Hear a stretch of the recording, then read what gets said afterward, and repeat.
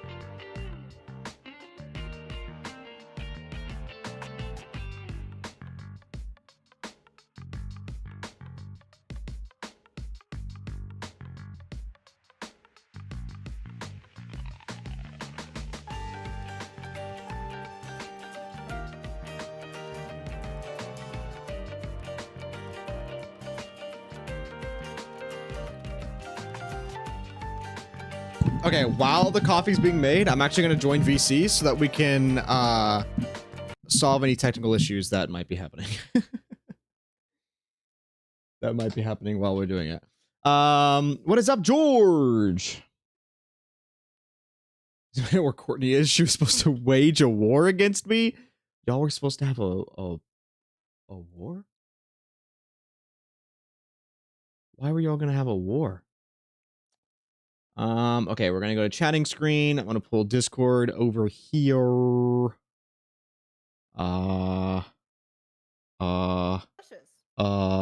Hello? Hi, Hello, I'm not late. Also, I'm not being Josh. I'm Oh, definitely makes sense. not late.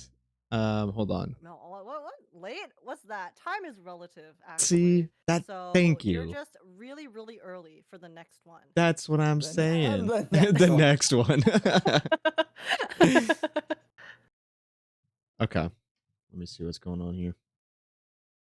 Okay, let me. I got bump you. up. Also, oh my god, Josh, you know how we were talking about cams last time? Bro, what do you mean I And look then exhausted? I realized that I was There's no actually bags underneath my my cam eyes. was set to 720p instead Okay, of yeah, there you 1080p, go. which There was you go. why I'm blurry. But I changed it. So it should be clearer now. Swag money. This is why you Let got me- Vivian M6 because she's wife. 07. Why 07 to that. do I always choose the wrong thing? Devices. No. I did it right that time. OBS virtual cam. Why is it? Oh, Yeah. there it is. Now it works. Okay. Start the virtual cam. Oh, true. Sorry, I need to also Uh, pop you guys out. chat, I need to. You guys know we have technical issues here. I need to make this go away. Is Don't it worry, even I- a proxy podcast if we don't have technical issues? No.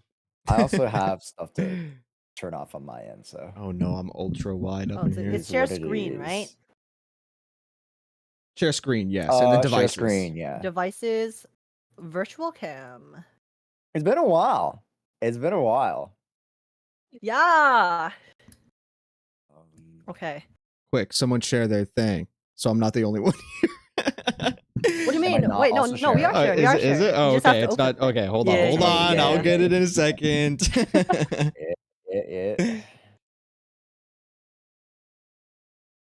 Bro, can it click the right button?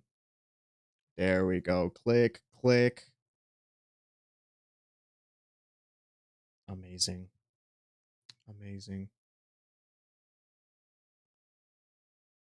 And then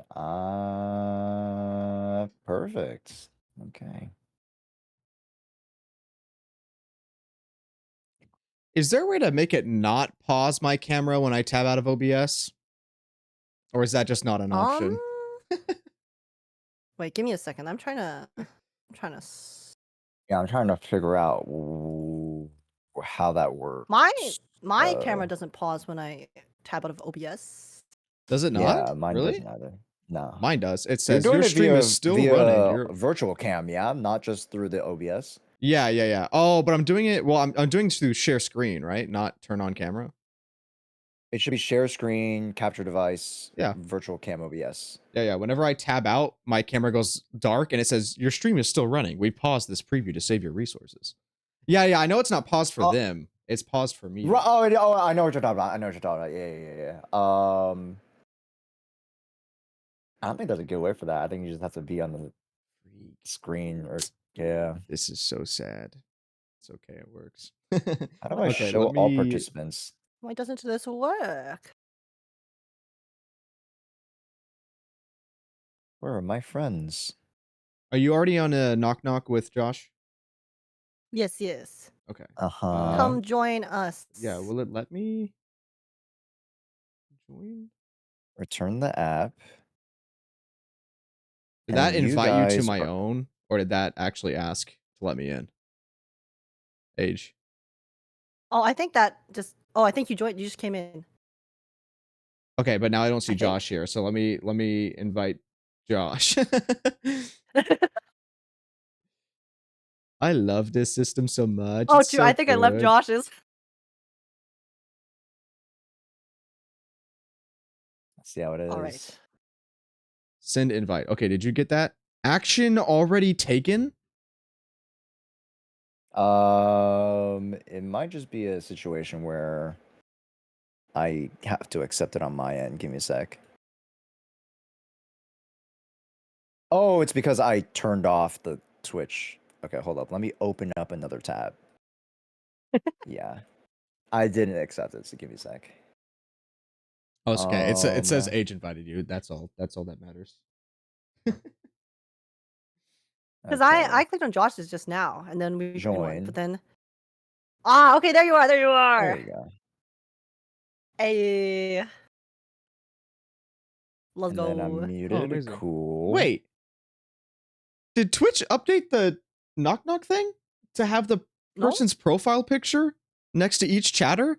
Now I can tell who's in whose chat. No, it always said that. Oh, okay.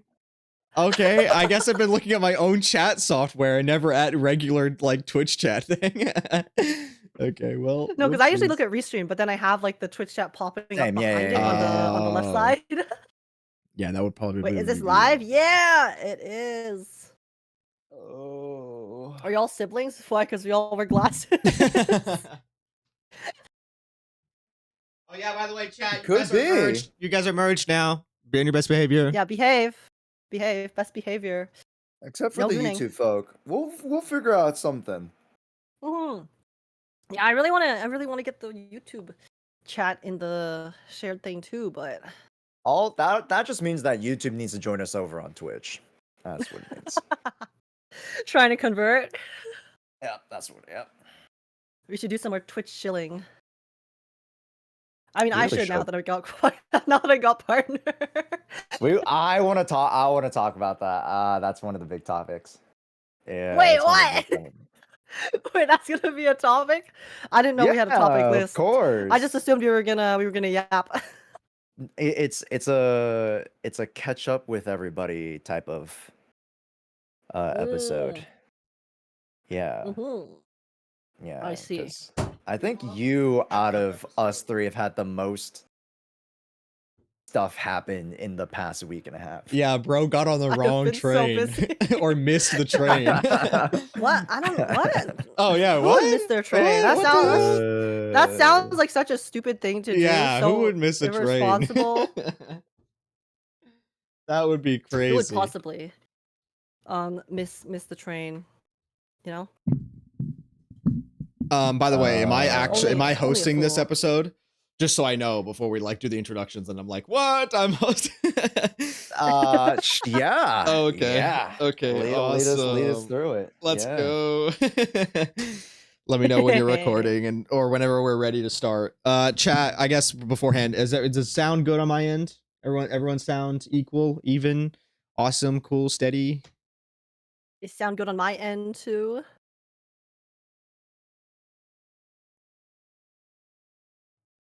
What the? I love asking a question and having to wait like 14 Oh, there we seconds go. to see what the response is. Yeah, sounds about right. Yes, it's good. Okay, awesome. Amazing. Yippee. But yeah, I already started recording like 10 minutes ago. Oh, okay. Oh. So we could start whatever then. So yeah, my bad. Oh, I don't even have my lights on. No. Wait. Yeah, get those lights on. We need the ambiance. Oh, I have balloons. I blew up 15 balloons 2 days ago, and now they're just in my 15? room. Oh, like Yeah. they're active. When you said blew up balloons, I was like, like you literally blew them up. No, I mean I expanded them.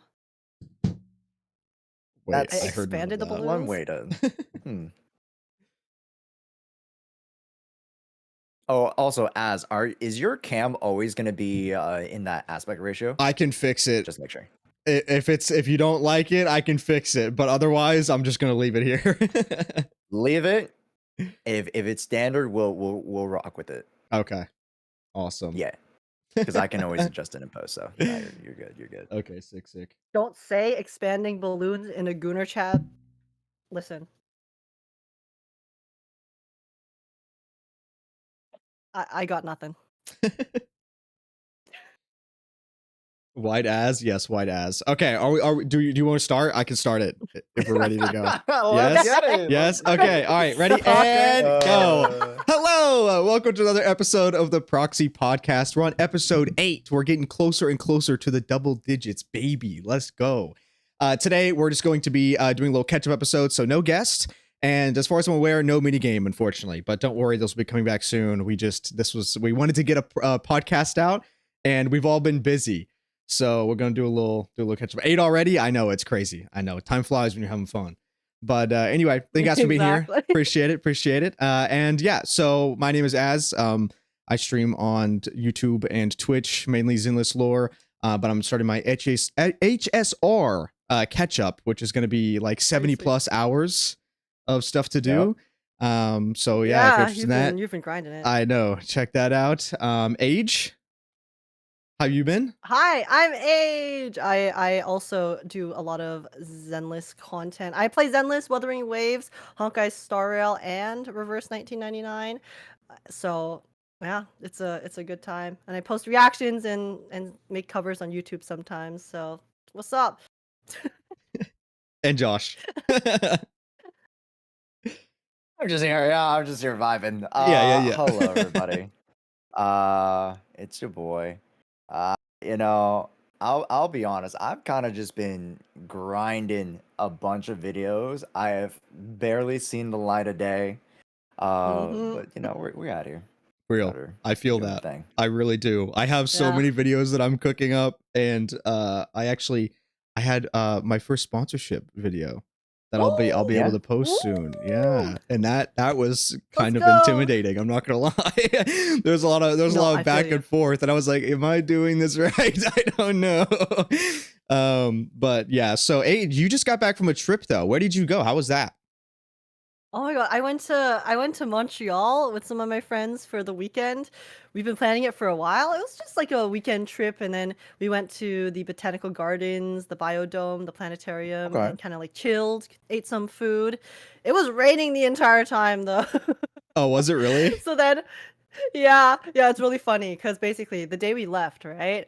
It started raining while we were on the train, and then it proceeded to continue raining for the entire trip. It wasn't like heavy raining the entire time, but it was definitely drizzling the entire trip. And then the moment we got on the train to go back home, guess what happened? You missed the it? sun came out. Oh.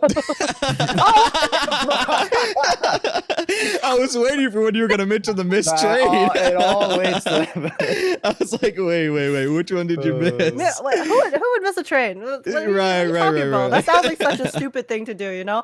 Only an absolute fool would ever miss their return train back home. Exactly. I thought I didn't know if it was the one on the back home. I thought maybe it was like the first train, you know, like you don't know the train system yet, so you missed it. Was it the last one? Yeah.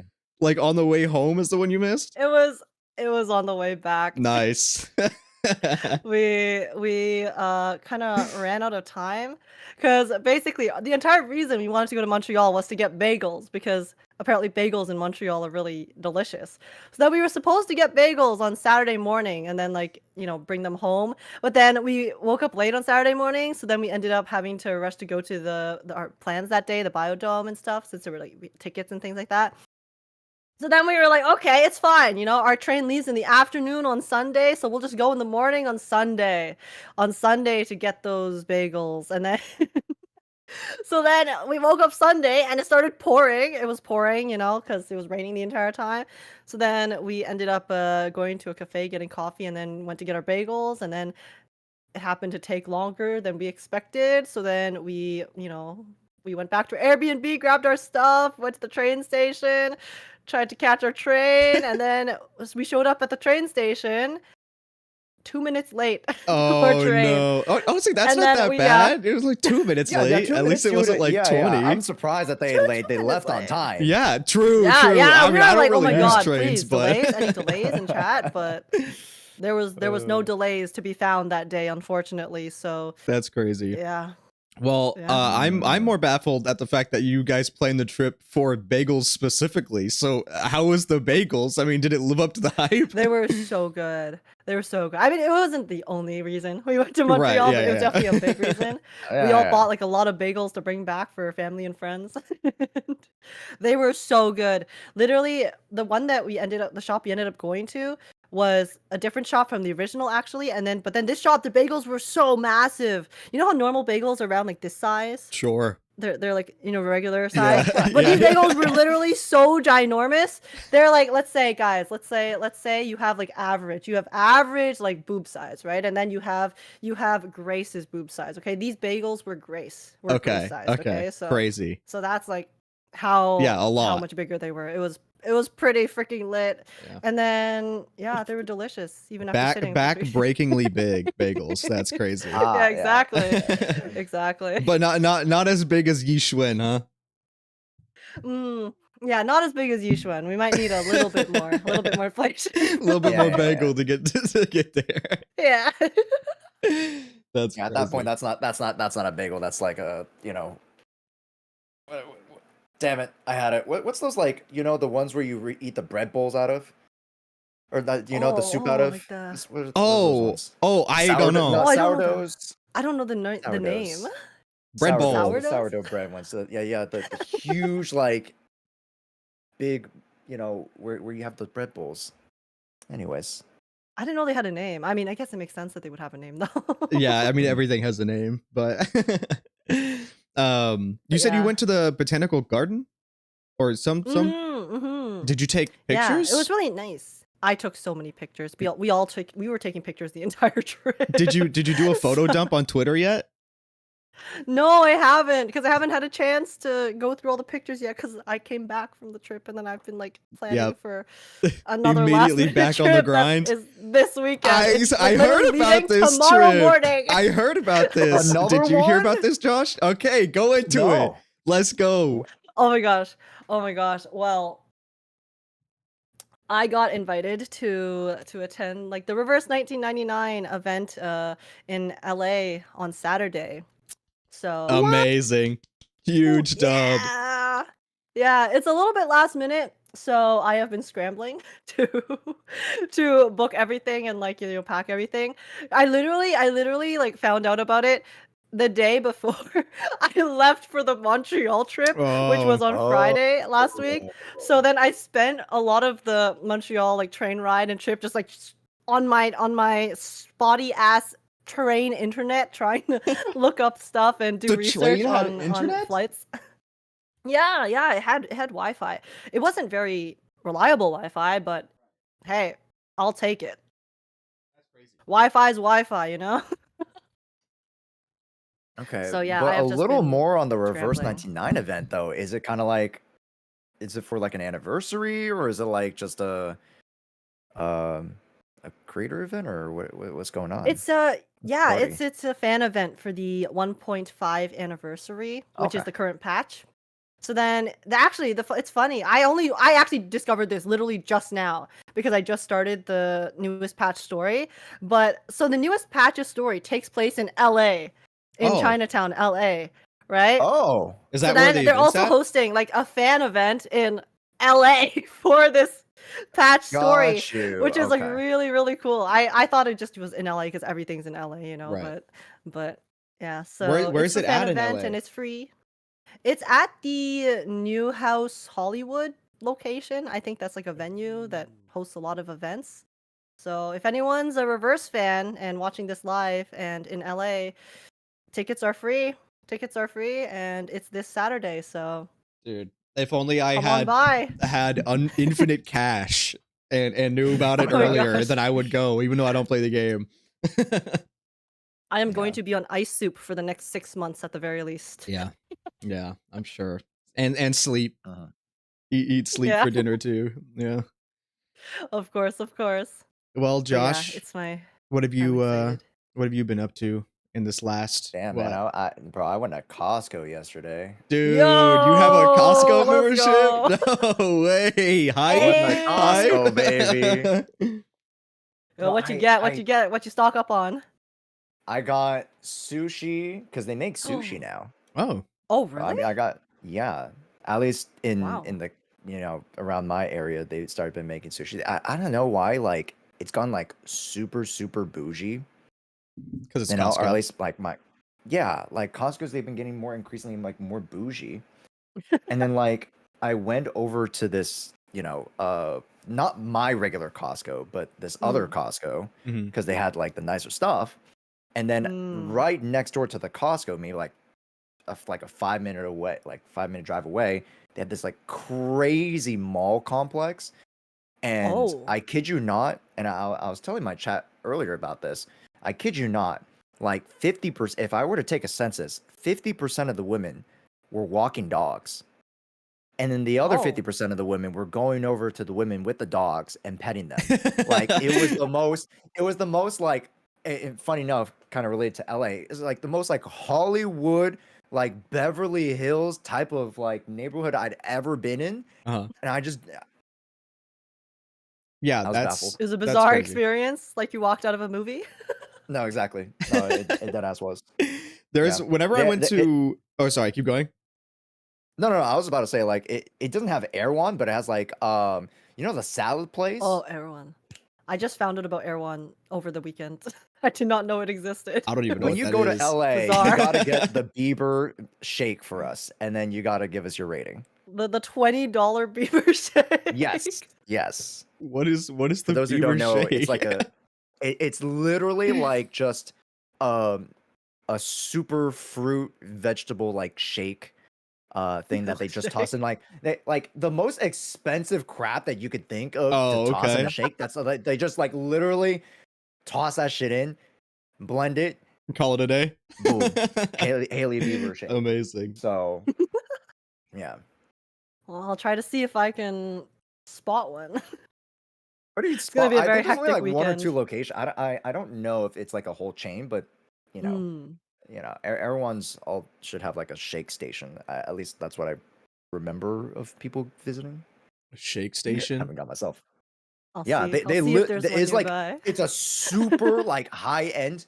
It's probably one of the most expensive supermarkets in the US. That's so weird. They have like they sell like a strawberry, a single strawberry for like $50. Like it's the most bougie thing I've ever seen in $50? my life. Yeah, and it's Yeah. supposed to be like this amazingly delicious strawberry that's like kind of bigger than a normal strawberry, I guess, but it's like $50 for one or something similar to that. No, It's- no, thank It's you. nuts. You know how many pulls I could get for? I'm kidding. Yeah, you Uh, could get like 20. Yeah. True. They are pretty expensive. Hey, the anniversary's coming up. All right, we can get double that. Oh, now. true. They might reset. They might reset the yeah. double They have to bonus. reset I'm the curious what great they're gonna reset. do for anniversary. Yeah. Okay. So yeah. Uh, Enough about ourselves. Yeah. Back to what you guys really care. Yeah, back to the title of the podcast. Yeah, so we haven't been together since 1.7 started, huh? Mm-hmm. Okay. we didn't talk about it. Oh, Yeah, we didn't talk about yeah. 1.7 yet. We literally haven't Oh, talked about 1.7 okay. at all, I don't think. So, Okay. we'll start with age. Have you've played it, right? Oh, Did you me. play it before you went on the trip? Yeah. I played. Oh my god, I literally. I had a like 14-hour stream before I left on my trip because I was determined to finish the story before I left. Yeah. And then there was also a lot of like chaos that Oh. happened that stream. Oh, So it was oh. hold on.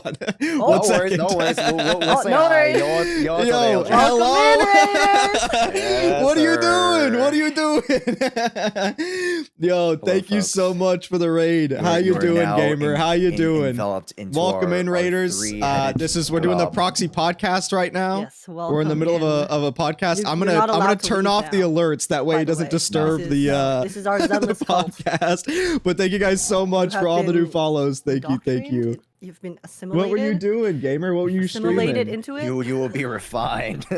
You will be refined. You The guys will be creator will refined, refine you if you join yes, us. Hold on, sir. let me get your little Yes, shout sir. out. Let me get your little shout out. Hold on. There we go. Hopefully that works correctly. I don't really stream on or do this too often. But yes, welcome in. Hope you guys have a great As time muted, listening to I the wanna know what I have to podcast. say. Oh, I'm just saying I think that's hello. pretty I was saying hello. Thank you, Raiders. But Welcome in, Raiders. yes, what sorry, I did not expect that to happen. Thank you, gamer. I appreciate it. Thank you so much. Yes, sir. Big heart, big shout out. Yes, big heart. Everyone go follow. Yeah, everyone go follow ALG. Like, Yeah, as a I whole. put the shout Very, out. very Hopefully goated. it showed up in your guys' chat too. I don't know how that Yeah, works. Yeah, it does. it should. And not only that, like, also to, give a nod to the boys over at the Losing the 50 pod, because, Yes. there are neighborly next door Mhm. neighbor podcast, and they host a bunch of really, really good conversations around more Zenless Zone specific, combat, meta, updates, current event stuff. So Very helpful We- guides. Yes. goon over here. We goon over I'm here. sure they do their fair gooning, but we goon harder. Yeah. We- Yeah. We will have a goon off. Well, I don't know about that Oh, one, aged. I don't know that one. You know what? I think your partner status needs to be revoked. I'm kidding. Yeah, so you said you did a 14-hour stream before you went on the Oh. trip? Yeah, it was very chaotic. At one point during the stream, I got rated by like 4K, a 4K viewer thing. Oh And my I was God. so overwhelmed. I That's actually blacked out crazy. for like half an hour. Wait, who was it? Fob So- or No, it was Astacross. So they Oh, don't even what? do gacha games. Yeah, I Yo! think someone redeemed the raid. That's used so channel sick. points to bring them over, and I was Okay. losing my goddamn mind. I am still so grateful. Dude, So grateful. that's for that. awesome. I love Azagros. It was so what cool. content did they do? So They I play mean, like lots of. yeah, Oh you no, go. as you go. No, you go. They do a lot of Destiny content. Destiny. Okay. Yeah. Okay, for sure. Mhm, mhm. Okay, And they were okay, trying out okay. like new games and stuff too. Yeah, because Destiny's on the not Yeah, doing it was- not doing so hard right now. Gotcha. But anyways, sorry. Back to the 1.7 though. Yeah. So I streamed for like 14 hours. It was so messy because you know how we talked about this before. When you stream for too long on YouTube, you have to split the VOD. So Yeah. then I split the Oh, VOD. Yeah. No. Yeah. Did it So work? I did that. Yeah. No, it worked. But Okay. then I don't even wait. What happened? I think was it my internet? I think my internet like crashed. near Oh the end. no. This is the second time that it's happened in the recent patches, by the way. Like at the end of 1.6, when I was finishing Trigger's agent story, my internet crashed literally on the last line of dialogue. Really? I was one line of dialogue away from finishing the story, and my internet crashed. So then when I went back the next day to finish it, there was one line of dialogue. That's done. crazy. Also, thank you guys for all the new follows. Yeah, By and the then way, again, something thank you, similar thank happened you. again. I'm going to turn off alerts so it doesn't disturb With the thing because I'm the streaming and I don't want it to no. pop up on the podcast the whole time. Last But thank you Thursday, guys. so Thank yeah. you guys. Anyways, story though, the story, I had a great time. It was a very bizarre experience for me because it was such a chaotic stream. So honestly, a Yes. bit of a fever dream playing through it, but I really enjoyed it. I liked it. It was a nice end to what they were building up in 1.6. There are still some like ends. I mean, loose there's ends a for some of lot. the plot points. There's There's a a lot lot of loose ends. But in terms of like Hugo and Vivian's character arcs, I am pretty happy with them, and they were nice. It was nice. And listen, I will never complain if Hugo's on my screen with Right, Lycon. especially if he's tied to a chair. Yeah, and then Like, Lycon's what? leaning closer. Like, what are we doing? Bro looked up, gave that crazy ass smirk. They even had the hot like breath from his, Yo, his the exhale. evil Yeah, Hugo whispering in your ear. Oh yeah, Oh my yeah, I know. I lost. It was crazy. It was crazy. But yeah, Josh, what did you it was think? enjoyable. For me, I was looking forward to, of course, how they tied up a lot of the storylines in part 1. But as this is the, pretty much the penultimate. No, this is it. Is that what it is? Penultimate is the last or no, penultimate second last. Excuse me. This is the patch leading up to 2.0. Yeah. I was looking transition. at how they were going to set up 2.0 and who they were going to bring in, what kind of concepts they were going to bring in, what ideas, terminologies that they were going to bring to help bridge us over to 2.0.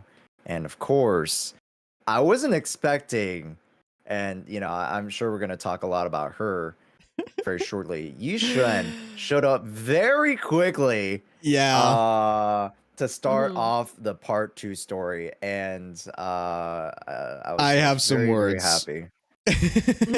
Yeah, actually, no, I completely Yeah. forgot about that. I do Until you have. brought it up again. So I'm gonna wait. I'm gonna wait until you like finish your story thing, and then I'll do my low rant. Okay.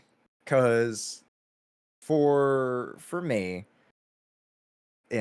of course we want to marvel at the amazing character design. The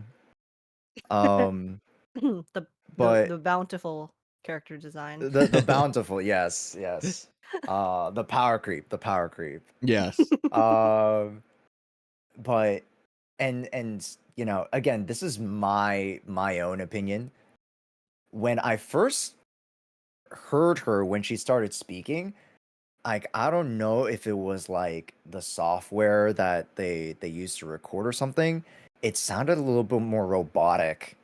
Oh, really? For a character than at least my interpretation, and maybe that's just me. Maybe it's my headset. Maybe it's my maybe it's the software or something. I don't know. But to me, in my experience, like, I was like, oh my gosh, I can't wait for her to speak. And then she sounded a little bit more like monotonous than I was expecting her to be. I wasn't expecting like Jane Doe breathing down like your neck and ears, like, I wasn't expecting that. Yeah. But I was expecting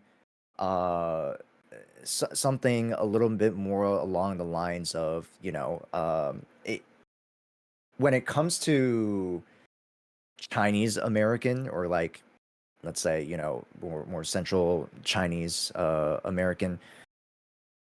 I'm not saying that they have to like have an accent, but like there's like a way that they enunciate English words. And I was expecting, I was like, oh, it'd be really cool if we could get some of that, like, Chinese to like American or Chinese English sort of like what's the word I'm looking for? Tonalities Yeah, and yeah, yeah. and intonations and stuff like that.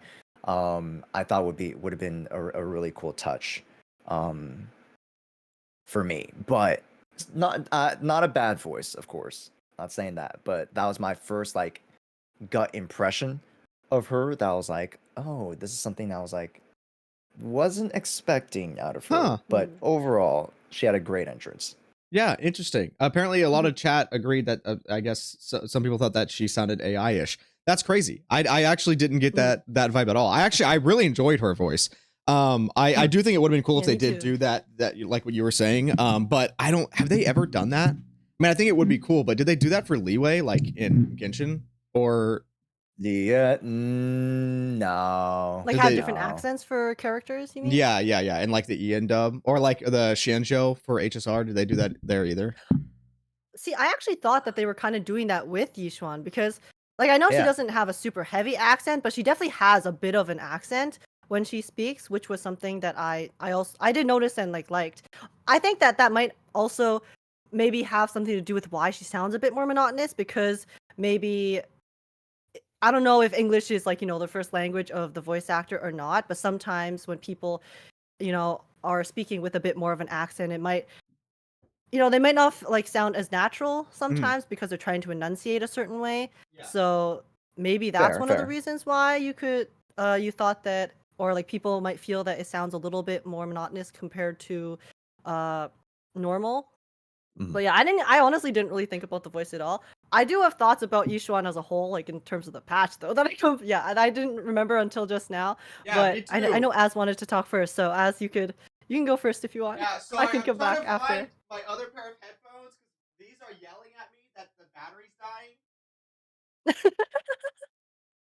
Well, I mean, I could very quickly say my point first while you're looking for it. I found it. We're good. I'm just gonna plug these in. That way, these can charge, and if these die, then I can swap, and then we'll do a little swap. All right. Anyway, yeah. So this is the lowest rating story that I've given any of the story patches, and that's not because I didn't enjoy it. I did still enjoy it.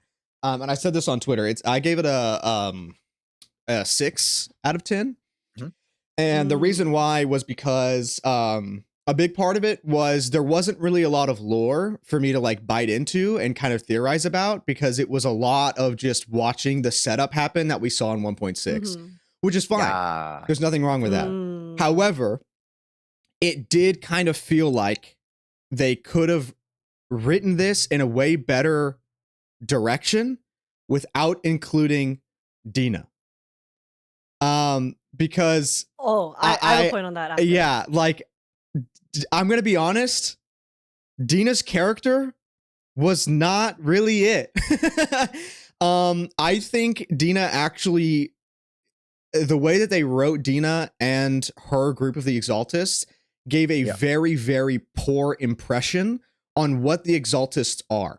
They used Dina as the first real introduction to people as to who the Exaltists are, and she technically isn't like with the real Exaltist because the branch that she's operating is already dead.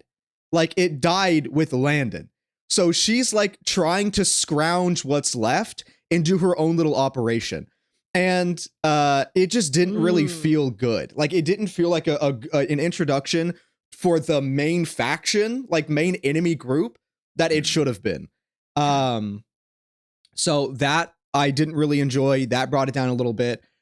This didn't bring my point down, but I thought it was really funny that when we were on the roof after the Yishwin like interaction, or like maybe it was a little bit before or whatever, and they escaped, it said a car. It said a car came in and they drove off. And I said, a car?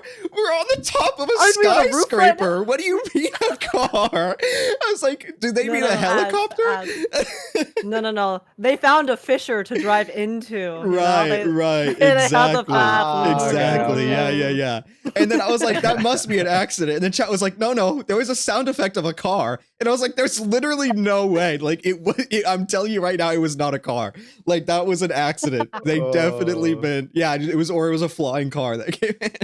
But anyway, yeah. So during that interaction, again, I thought I was going to really like Dina because they they introduced her as like, oh my god, she's like kind of a leader of the Exaltists. And I was like, oh, what? That's crazy. And then she was like literally just fodder. So that was not cool.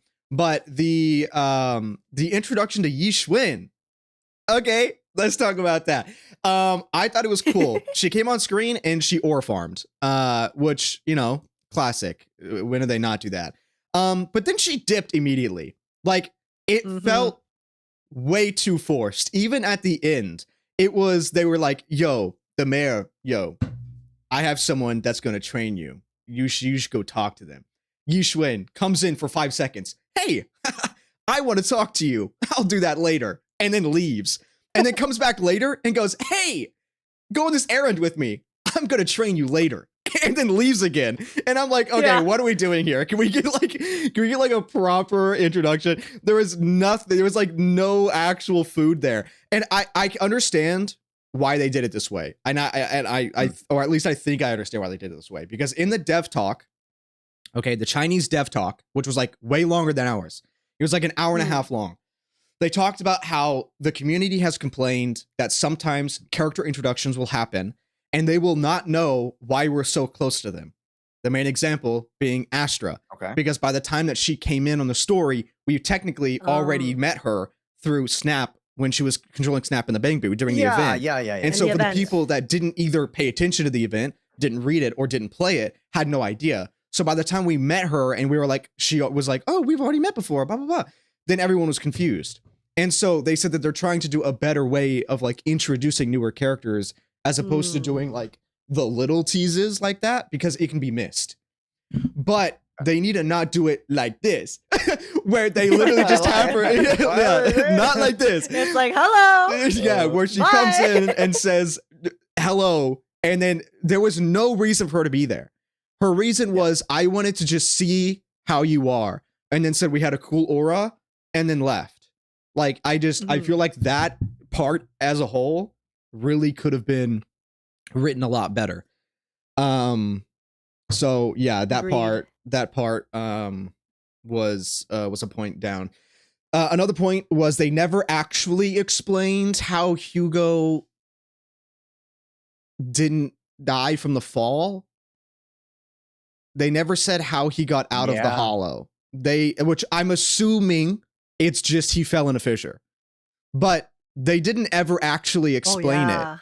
So he just showed up and was like, Lycon was in on it.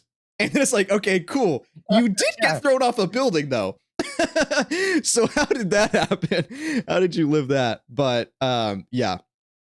Overall, it was still very fun. It was a very fun patch. I enjoyed it. There's just a few things. Mainly, the big thing that brought it down was the introduction to Yi Xuan and the fact that the Exaltists now have an impression of being like pushovers.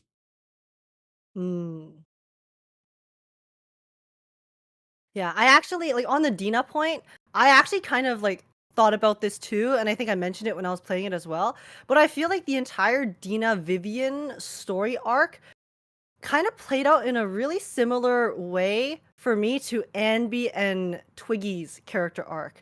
Like, as I was playing it, I know like there's different scenarios, but there was just like they kind of like how they had their parallel paths and then they kind of like diverged their paths and then came back together to have this sort of conflict in the end. I know that's a very like general like overview thing, but just I think the way that it played out, I don't fully know how to describe it, but I think especially after having just played Anby's character story in the previous story, maybe it's also to do with the fact, like you said, that I didn't feel like Dina was a particularly strong character on her own. I feel like Dina's entire, personality and her entire story was kind of reliant on her just being really jealous of Vivian and the fact that she kind of turned out for the better. And then I saw a lot of like parallels between Dina and then Twiggy in the same sense that Twiggy also was really jealous of Anby and how they kind of were on the same path, and then one of them ended up having like a better outcome and then came back to kind of like have this like not last minute, but like a very like end of the line Hail Mary to try to find some purpose to essentially like give their life purpose, and then ended up like going boom. So I that was like one of the things I didn't particularly think that was super strong about the patch, because like you said, in terms of the story itself, we didn't learn too much apart from what we already knew before. They did gloss over a lot of things, like you mentioned that at the end of 1.6 they didn't really elaborate too hard on exactly what went down with Hugo's plan. They just kind of explained like, oh, Lycon was in on it, he was helping it.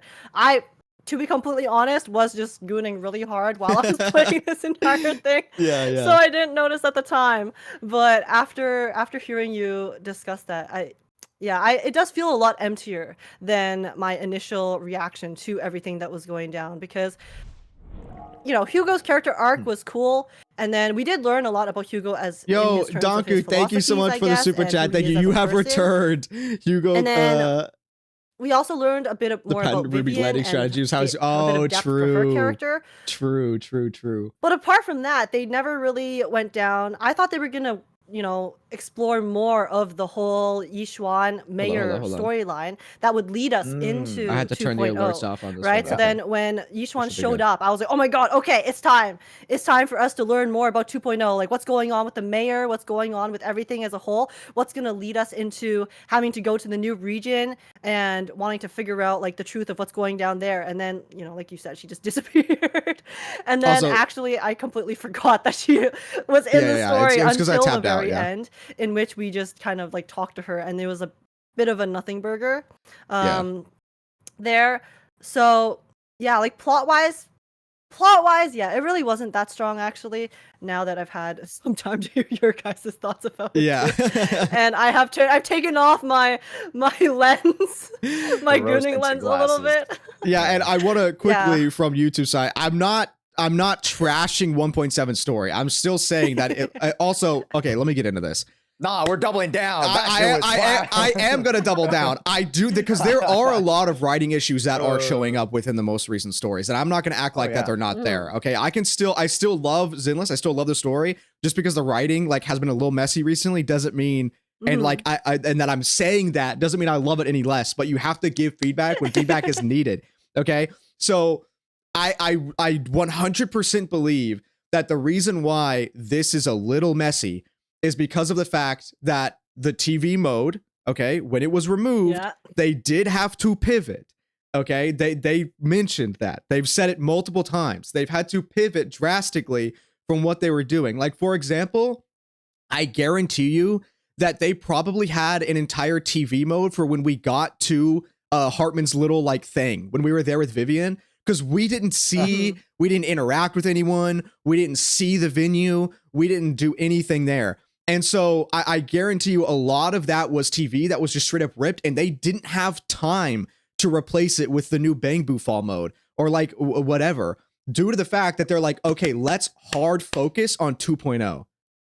So I do think that they are like, a lot of the stuff that we are complaining about now will not be present in 2.0, just because they are really trying to focus in and have 2.0 as like a proper relaunch of the game.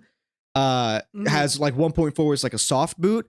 2.0 is going to be like the full boot, because now they're going to be able to start getting their foot underneath them on how they're doing things without the TV mode. So I don't think that the devs are like caring less and they're just making more mistakes. Like, for example, the car on the skyscraper picking them up. But yeah. One thing that I will say is, again, I'm not hating on the story, okay? I'm just giving feedback. One thing that now let me just say what I love about the story. I do like that they did kind of expand on the Exaltus a little bit. We do now know that there are different branches and different regions that kind of operate under their own little thing. And so that was cool. We learned that Landon was actually the one who created the original prototypes of the serum. So the serums were technically created under Landon, so that's cool. We have a name to that thing now. What else? We know a little bit more about sacrifices. Technically, now I understand why sacrifices are not the only sacrifice that's labeled in game. Is Bringer, and I think I understand why now. Because even though they're calling the other like sacrifices, they're technically failed sacrifices.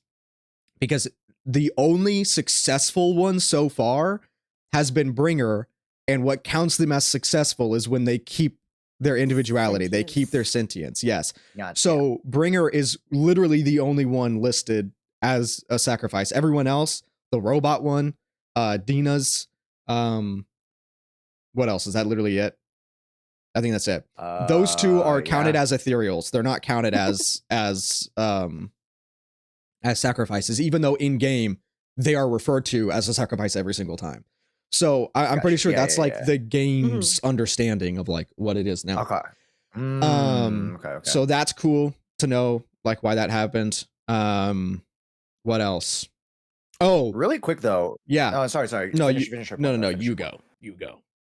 Because if I recall in the story of 1.4, like and this might have been the difference between what we see as a fully realized sacrifice and not. Mhm. He got injected with a second serum. No? Yes, but he kept his sentience the first time. And also I did, because I'm literally writing, it's almost done. I'm making an Exaltus video right now that I'll be posting before my 2.5-hour season 1 recap. Okay. But the serum was like the same color and consistency as the one that Sarah shot in him. So I don't think those were two separate. I think it was she just gave him a second dose because he was like kicked down. And so that was kind of like a get back in the fight type of deal. Especially because she didn't say 2 different serums were successful. She just said the one. And I can't imagine that they would want to test one serum when it's mixed with a different serum, because that would technically give different results. So I do think that it was the same, which is P07 is the successful serum. But yeah, so there's the answer to that. Where was I before you asked that? What was I saying? We were wrapping up the sacrifices. The siblings power. Yeah, so we can manipulate ether energy. Yeah, here's the thing. I said on my stream afterwards, like obviously I was hyped and I was like, oh my god, what is happening? But then when they're like, oh, you're just manipulating ether energy, I was like, oh, okay. So here's the thing. It makes sense. I'm not saying that it's like this is the answer to like literally everything, but the fact that we can manipulate energy, like ether energy, does kind of tie in with a few things that I was curious about. One, being it does explain why we survived Bringer's little ether explosion, because we used the eyes to just manipulate the ether energy to not affect us. And then also, technically, the reason why our eyes did the little thing when the sacrifice tried to assimilate all machinery was because Eos was nearby. Eos technically counts as machinery. But the reason why Eos didn't get absorbed was because we probably, passively, without knowing, used the power through Eos to not have Eos be connected. And that's why we had our eyes do the little flicker thing the same way that it happens the other time that we use the powers, when Bringer did it, and then when we did it here. Because the little glitch thing happens every time we use the power, not just the logo. I know the logo showed up. Okay. I know that's new, but I do think that they will definitely still say that we're using the power without having that logo come up. Okay. That logo comes up when we overclock ourselves. Okay. that's when we go crazy with the power. But that's when we use our global passive. I've brought this up. We're parrying it. It's our parry. Exactly. We're parrying it. I do think that it would be really interesting if it ties into the thing that I've mentioned before, where the fissures are too convenient. I do think that the fissures, we are actually still creating the fissures without knowing. Passively, if we can manipulate ether energy, then there's nothing saying we can't affect ether to create a fissure. Because there's been way too many instances in where we're saved by a fissure every single time. And so if that happens, right, where we're just passively doing it on accident, then it's because we're manipulating it. So I think that would be cool. Makes sense. Yeah. America Chavez type moment. Yeah, exactly. Thinking with portals. Yeah. But yeah, So there's more that I could go into on like the MC's powers, but I don't. What do you guys think? What are your guys' take on everything I just said? I was curious. I kind of wanted to ask you, since you know more about it, but you know how the Exaltists are so kind of obsessed with combining humanity and the power of the etheric matter. So is it in a way us, the siblings, are we in a sense kind of like a successful experiment that maybe the Exaltists are trying to replicate? Do you think? I think we were created to counteract the Exaltist. I think that that's what Carol was actively trying to go for, but due to what we can do, the Exaltist want to be able to use it for themselves, and that's why they kidnapped Carol. Because they're probably, because technically Carol's not dead. We don't have confirmation that Carol's dead. They said that she was taken by the hand during the fall. So there is a chance that maybe the serum is successful because Carol's like helping them. Not on like her own, like she wants to, but like she's literally being tortured too. So I think that would be interesting, but I don't think that, or sorry, I think that our power was originally created to counteract what they're doing. But now, yes, they are pursuing it to try to do their own thing. Okay. Interesting. Cool. What do you think, Josh? I'm brain dead. Yeah. I'll just wait for your 2-hour lore recap. Lore recap. Yeah. Yeah, I'm really excited for that. Yeah, it's gonna be basically me telling like if you've never heard of Zenless before, you will be able to come out of this video knowing everything and ready for season 2. I'm basically gonna be telling like the entirety of the story as like I'm telling you a story over a campfire. It's not gonna be me like ranting out or like explaining everything in like super detail. It's me giving you like the literal story. Overview. Like so I'll be narrating it like from the very beginning. Like technically an unknown time ago there was the war that collapsed like the old civilization and it caused hollows to appear. And then everything changed when the and Fire then Nation everything attacked. changed when the ethereals attacked. Yeah, so that'll be super fun. But yeah. Josh, what, because you said, I'm curious, you were one of the people that said that you didn't really know the Exaltist too much when 1.6 happened, when they started name dropping the Exaltist, right? So I'm curious, you know me. What was your impression of the Exaltist after Dina? I know I said I was like worried that it made them look like a pushover, but what did you think? Yeah. To me, I was kind of more focused on the character in and of herself, more so kind of like to Asia's point, where I didn't necessarily like directly made her out as a reference with the Exaltists. More so, I'm just like, oh yeah, she's just literally a tool for Landon and a tool out of the system that basically crafted her to now be who she is, and all the psychological, like I'm like looking at her and what she's saying, I'm like, bro, are you dumb, stupid, or dumb? What you're saying doesn't make any sense to a regular person, but like to someone she was on some copium. Like she is the definition of daddy issues, because that's how they crafted her to be, right? Within this messed up society, and to now as kind of that foothold, utilizing that her as essentially a glorified plot device. Yeah. Now we get to see the Exaltists in such a way that some of the chatters are like, yeah, but like we'll get to see like what they are now in the future, and I'm very hopeful to see like and to you guys, or excuse me, to my chat, you guys know I'm a huge anime fan, and hey, I'm not gonna say they ripped off Fire Force, but the white clad is eerily familiar within like the tropes, like even some of the designs. You take a look at the 2.0 trailer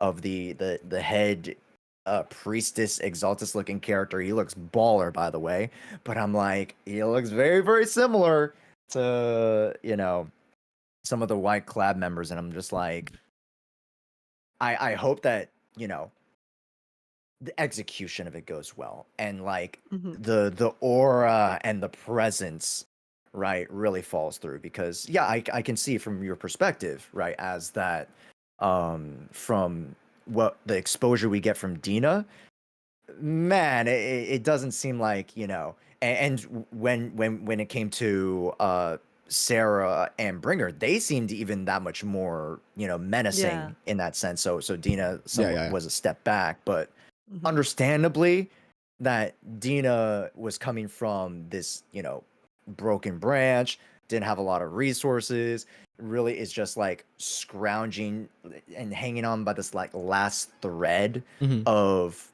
like her identity, as, you know, as a daughter, as an Exaltus member, right? And just us clipping that last little thread, like understandably isn't going to be as impactful, right? The dog's already dying in Minecraft.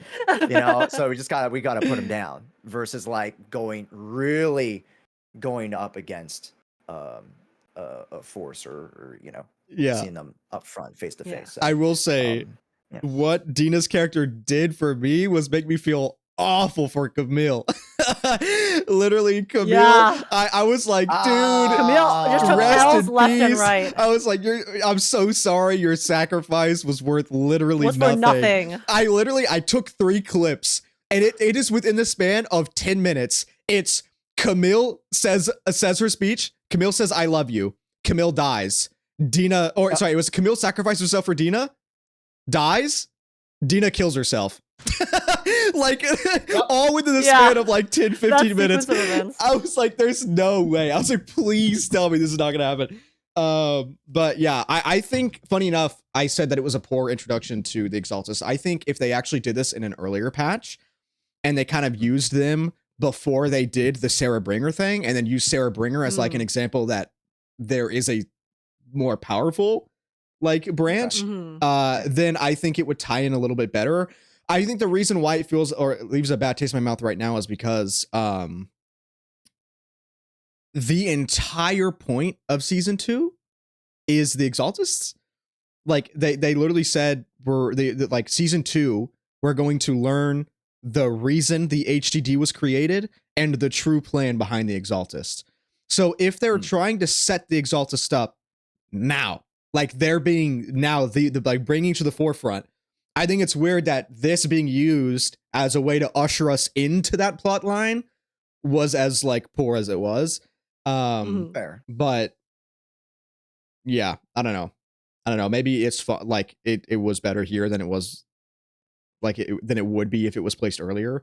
But yeah, I do think that the Exaltist will be executed correctly in season 2, especially because they have a literal like actual base at the new area, and they have the actual like people. Yeah, like we saw them in their like outfits, the cult outfits, and we saw Sarah lurking herself. Also, Bomba, I wasn't. do. Oh, sorry, you go. Yeah, I meant to mute. Oh, Bomba, no, I wasn't just, saying that about like there'd be another Bringer threat. I'm like, saying the idea they did of it bringing up the first, Sarah and Bringer first, and then I 100% Bringer agree. after. They, to me, are like the highest kind of power that we know of the Exaltus thus far, right? So then going from someone like Sarah, who has been consistently so smart, so in power behind the scenes, she has caused so many things to happen in the story thus far, to go to this like kind of like separate subsect branch that, in a way, I know this is like a very harsh way of summarizing it, but was essentially a very troubled girl kind of like throwing a bit of a tantrum while trying to find purpose. Really like does like diminish the whole Exaltus, the idea of the Exaltus a bit in my head in terms of their scale, I would say. I think it makes sense that, you know, obviously not everyone in the Exaltus is going to be like Sarah and Bringer, but then if you're going from like the most powerful figure to like the less powerful figures, the less powerful figures are not going to really feel that impactful when they appear and when they're acting as the main antagonist. Because throughout the 1.7, I know like she was technically part of the Exaltus, like this entire branch, and that was like a big point. But at the same time, I didn't really feel that way. I really only saw Dina more as a plot device to kind of push Vivian's character arc forward. Mm, She more served the purpose of helping Vivian kind of come into herself and find out like what she truly feels and how she wanted to move on from her past, rather than actually pushing forward the storyline of the Exaltus or whatnot. Like that honestly to me felt like a much more like secondary, just kind of like okay. And it's also like this whole, and on the side, you know, it's related to the Exaltus, and then you know like Camille is like, you know, sacrificing herself, but then Dina just kills herself anyway. So then yeah. so then it actually that sequence of events too also subsequently makes me feel like Camille's character also served no purpose, right? Because her entire purpose was to try to, you know, show her saving and giving Dina this second chance, but then Dina just, you know, offs herself immediately after her sacrifice. So then you have no time to really absorb and feel that sacrifice because you're immediately just like throwing it away right in the next scene. Which Yeah. has a cool cutscene, and then immediately after that cutscene, then you have the big lore drop with Vivian and Faithin and the whole like you know ether manipulation stuff. So like the entire like last section there honestly felt like a bit rushed, I would say, because it's just like plot point after plot point, and you don't really get a chance to really to absorb everything that's going on at the time. So yeah, but as a whole, like yeah, you guys, because you guys were talking a lot about the Exaltus and their role and how it kind of how they're perceived now post Dina. Yeah. And yeah, I definitely do think that the fact that I didn't even feel like the Exaltus was the main point of the patch, even though it was such like an important thing in the grand scheme of the story, I think says a bit about, you know, how the story writing was in 1.7 in isolation. Mhm. And again, I also had the whole like I felt like it was just kind of like a reiteration of the Anby Twiggy thing, but with a different organization, Yeah. right? In terms of like, oh, okay, there's like they're going down their separate paths, and then now it's like one is gonna suffer, and then the other one's going to be, well, like sort of fine, or at least is gonna grow from it, and then yeah.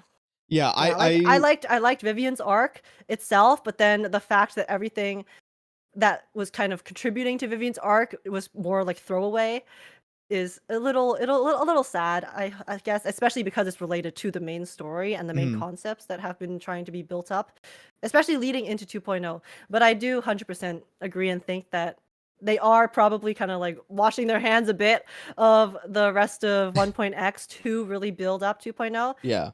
Kind of like how Wua did, because I think like the latter part of 1.x for Wua was also very like they just kind of like, okay, we're just gonna focus on like the kind of new soft launch of the next big region, and we're gonna really nail it. So I'm Yeah. just really looking forward to hopefully them nailing 2.0 onwards and really being able to find their groove with balancing the lack of TV mode and them having to kind of restructure how they're gonna tell the story. And yeah, I think that I have faith. I have faith in the Yeah. devs, and I am really excited to see uh, what kind of direction they're going to take the story as well. Because I do feel like they are. The thing about Zenless, it's I really don't know what direction the story is going Yeah. because it could go down so many different paths, you know, like just with the ether, the hollows, the concept of it as a whole. So I find that really exciting that there's so much unknown in the future that we Yeah. can possibly explore. I do think so. There's a lot of points that I'm going to touch on for what you said there. Mm. But going to like the start of everything that was there, I was about to say it before Zenpai said it in chat, but I will give some defense to Camille's death during Dina's like arc thing, because I agree. I do think it would have been very cliche if Dina did actually change her mind from Camille like doing her sacrifice. Mhm. So I think it was a great way to show that yes, sometimes people are too far gone, and there Mhm. isn't really anything that you can do to change their mind. But I just wish they took a bit more time to let us like absorb it yeah, before that's going fair. straight into the the Yeah, cutscene. that's fair. Yeah, And because I like Camille a lot. I think that Camille's arc was quite sad, I yes, especially with the I results. agree. I did right before she did. I was like, why are you making me like Camille right when she's about to kill herself? In Minecraft. Yeah. But I will agree. Okay, I don't think Vivian's arc felt forced. I will touch on my thoughts on Vivian's arc here. Because like you said, I do think that is interesting. I think I saw it as like oh, this is going to get more into the Exaltists just because I'm so like interested in what the Exaltists are doing. But technically, you're right. Technically, the Exaltists thing was kind of like secondary to it being Vivian's arc. Like 100%. So taking it in that perspective, then my question is why I'm still upset that they didn't really give us an answer on how Vivian has her power, which like, I guess they can still go into that a little bit, but they didn't really touch on how she has this ability, which I was really thinking that they would. And also they, okay. The entire time they've been treating the viewer like they, like up to this point, that they know what they're doing. Like they can read, they can figure stuff out on their own. They're very quickly learning that a lot of the community cannot do that.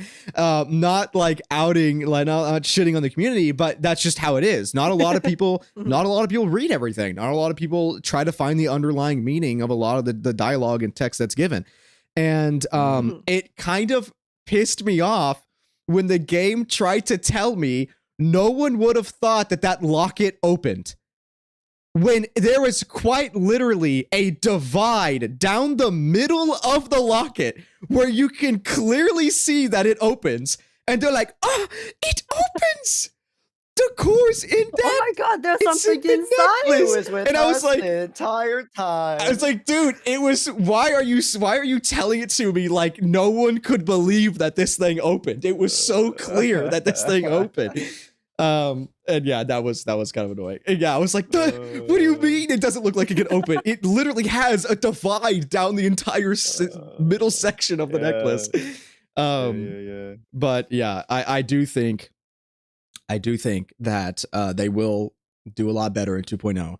I know they're cooking up a lot of stuff with 2.0. Like you said, the direction that they could take the story, the overall story of Zenless is in so many different directions, and it's going to be so interesting in how they actually do it.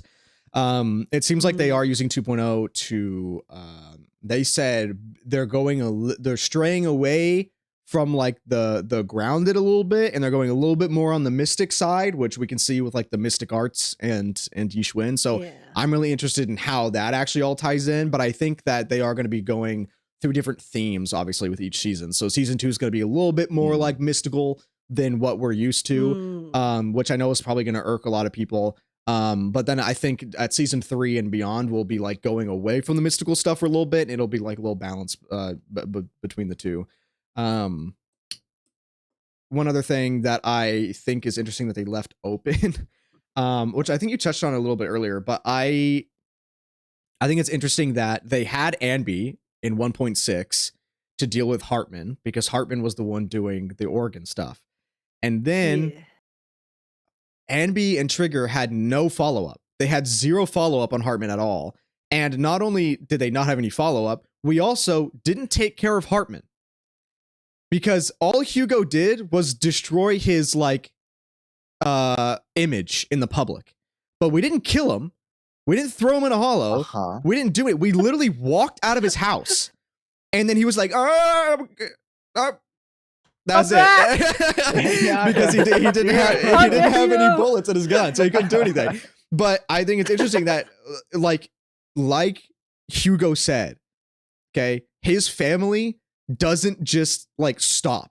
They keep going until they get what they want. So I think they left it like they just left a clear opening to bring Hartman back at some point during like in some way. Which I hope is Anby's like, dude, where'd you leave him?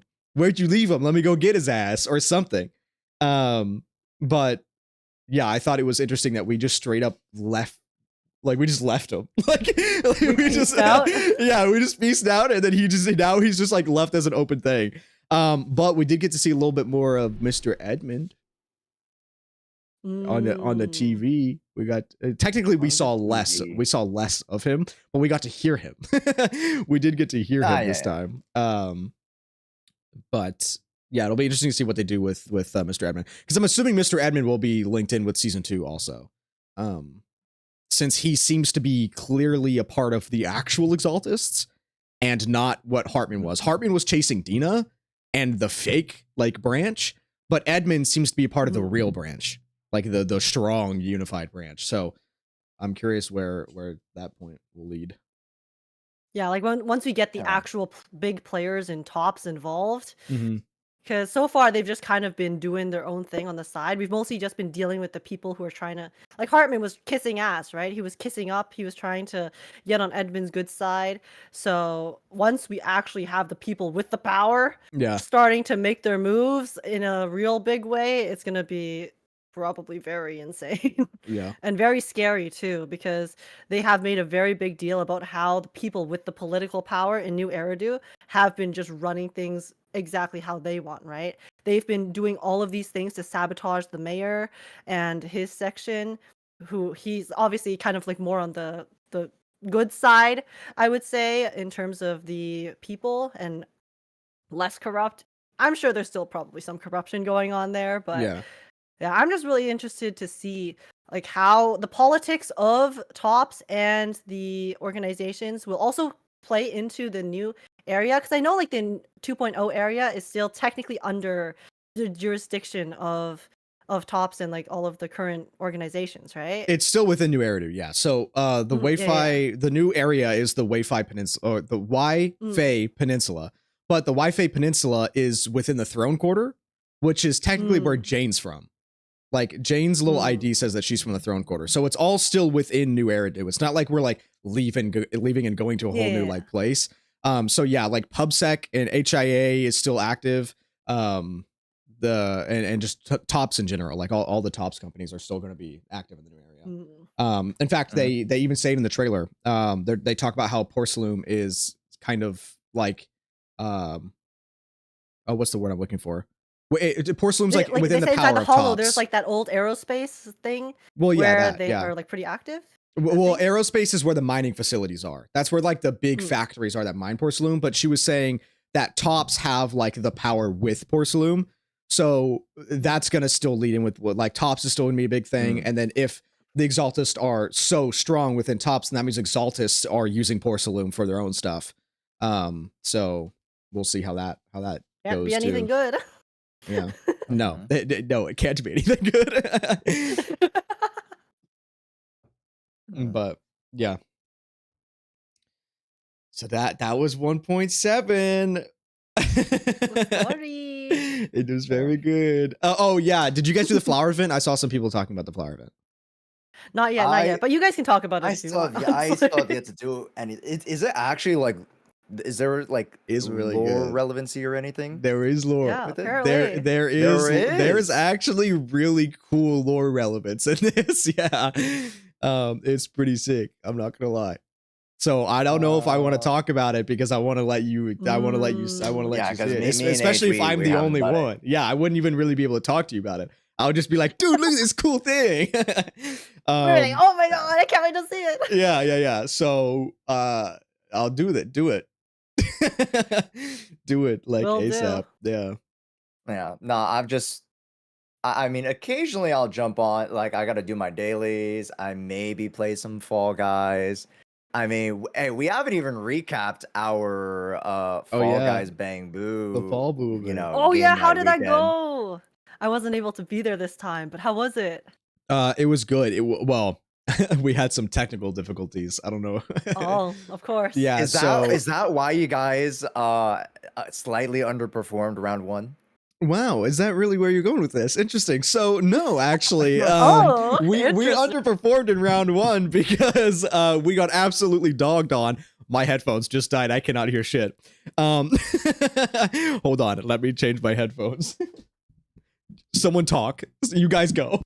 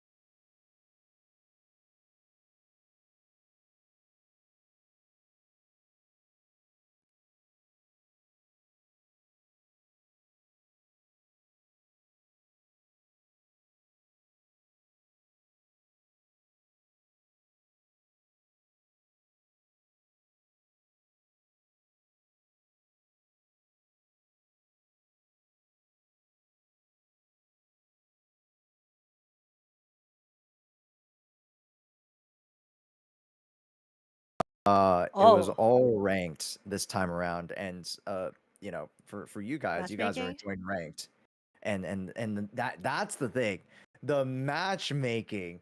That, oh my god, it was Oh, was it it got longer because it had to Can you like guys read a hear? bit Can you more? hear? Can you no, guys hear it's not okay? even that, but it Are we was just, back? like, the games, like physically. Sorry. My headphones they are died, hard. so I couldn't Like, Oh, I couldn't let it really? go through. so from My our bad. preliminary round, we had to grind to plat, or Okay, sorry, sick. diamond, because without Oh. it, there was like a queue. They were just talking about like the thing. break off. Okay. Like if you were gold, I'm you very couldn't loud. play Oh, I with am gold loud. Wait, or, what? sorry, if you're diamond, you can't play with gold and under. There's a rank. There was the rank difference. Yeah. There's a rank Ah. cutoff thing. Why So am I everybody had louder? to get past Okay, the rank. whatever. Which, I There you mean, go. That should be that's better. not hard. I'm gonna So turn them up a bit. we just did Okay, that. there you Everyone go. was Is in that good? diamond. Are we good? So we're all Audio good. back. Jeez. So then we actually Okay, I'll be right back. start the The game event. night officially, and I guess as Ran and their team, arguably, I think this is why they had so much trouble. It's because they performed the best in the first 30 minutes.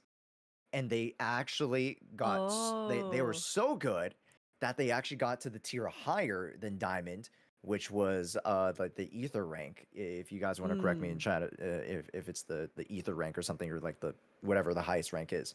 So some of them were actually already in the highest rank, and majority of everybody else was like, we Was just not. got to diamond.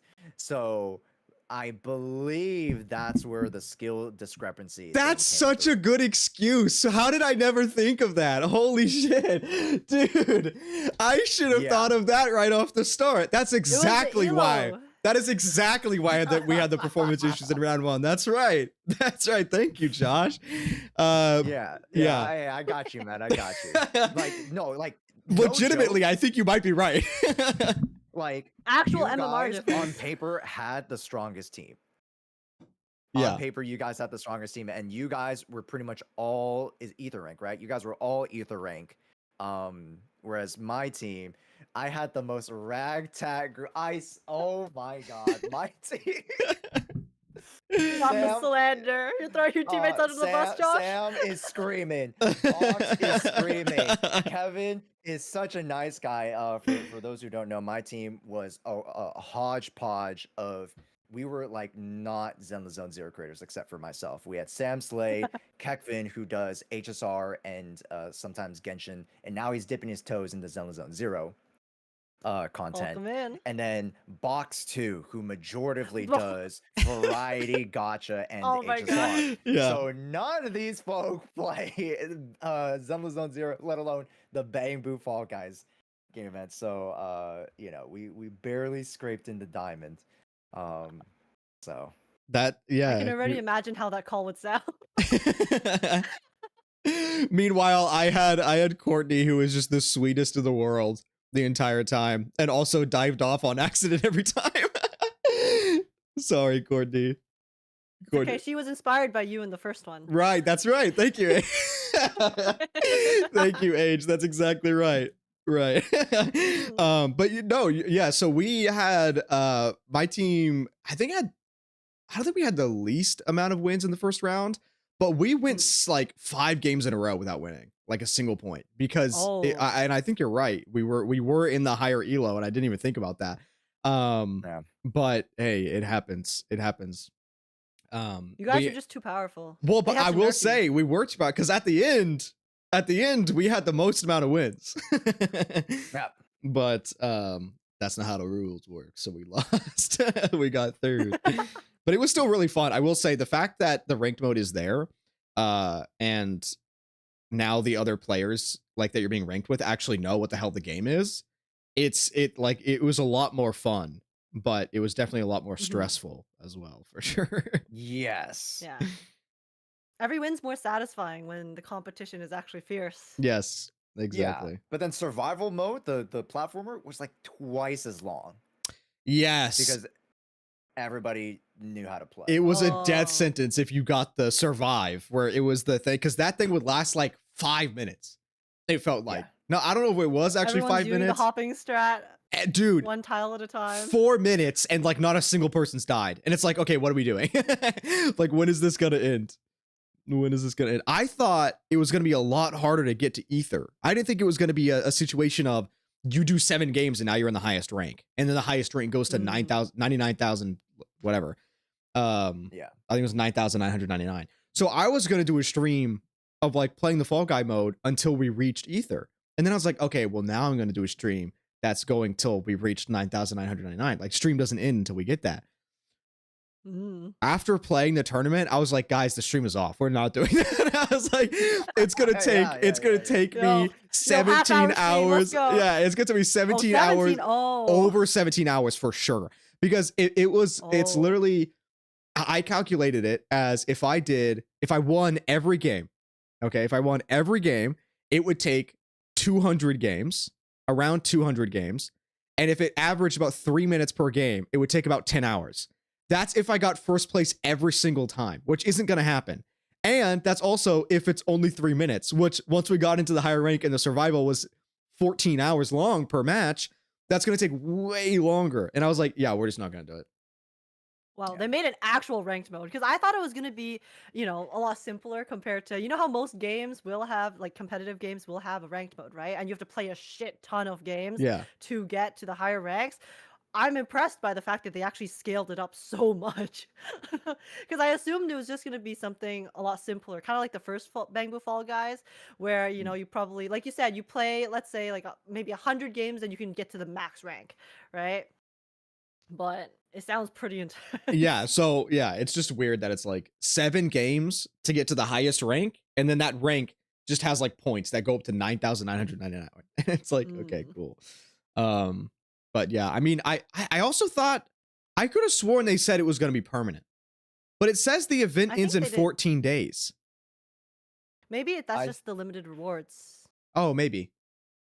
Yeah. Yeah, because I think it's probably gonna be like the fishing event, right? Where the limited rewards end in 14 days. True. But then the event will get moved to the Redo Chronicles tab, where it becomes permanent, and then you can continue grinding up the ranked ladder at your own leisure. Yeah, true. I didn't think about the limited rewards. That's good. That's a good point. Yeah. But if it is a permanent event, I mean, it is a permanent event. It'll be really exciting in the future when they expand it, because I think they will. I think they might add more game modes or even add more maps to the existing game modes. Because now that you have a ranked system in play, right? They already set it up. It's done. Yeah. It's there. Now you can do that with so many other game modes and mini games that they might make in the future. So the game is becoming so much more.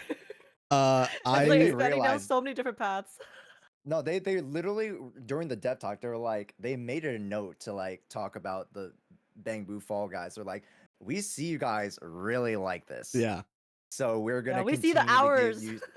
Yeah, exactly. We're gonna continue to give you guys stuff that you guys really like. And like all those metrics, like seeing Zenless zzzero take those in, like, and and this might be another side conversation because I just looked at the Not Cry dev talk trailer that came out, what was it, about yesterday? And I think that's an interesting conversation. Yeah, Genshin Impact. That one, yeah, like contrary to that, whereas that direction doesn't seem to align with what the players want, Zenless zzzero and their dev team are like, okay, yeah, this is clearly like apples to apples. You want more, we give you more, Yeah. So I'm very, and it's a very really smart way to get players to continue playing the game as well, like just as a whole. Because like gacha games, they need the playtime. They need to bring the co-op. There's some other games they get the playtime through maybe expanding dialogue a little bit too much, not naming names. Yeah. But having the mini games, right? It's like they see us being addicted to the mini games. They see us spending hours in there. So rather than forcing us to sit through stuff we don't want to sit through, it's like, okay, here. Take our Bangbu Fall Guys, take our mini games. You guys can grind away, okay? Go for it. Go crazy. Yeah. I hope they continue to add more game modes and more arcade games. And then also, I mentioned before, but I hope in the new area, they have like, sorry, I had to put my camera in. That shit was gonna die. I hope that they have like something else that's not just like another arcade. I hope they have like a little board game thing, or like a card game area or something in the new place. Yeah. You've been chilling out for a like a board game I like know. parlor. I know. I think it'd be Yeah. fun. Be fun. Before I forget, because I completely forgot. This is a huge topic that we absolutely should talk about during this podcast. The trip marketing for 2.0, the characters. Hello, Oh. Panda Man. I'm so excited He's for so cool looking, I knew who. dude. He first of all, Initial thoughts. amazing. I'm surprised they put Yishuan. Oh yeah. They look great. They look great. But I am surprised they put Yishuan like the first banner. I Yeah. thought they were gonna save her for later, kind of like Miyabi, but it seems like we're coming straight out the gate with the big ones. Yeah, so- if she was a Void Hunter, then I think they would not have put her Mm. at 2.0 because they would have built up like they did with Miyabi, which they definitely will with the next Void Hunter, like the actual Void Hunter.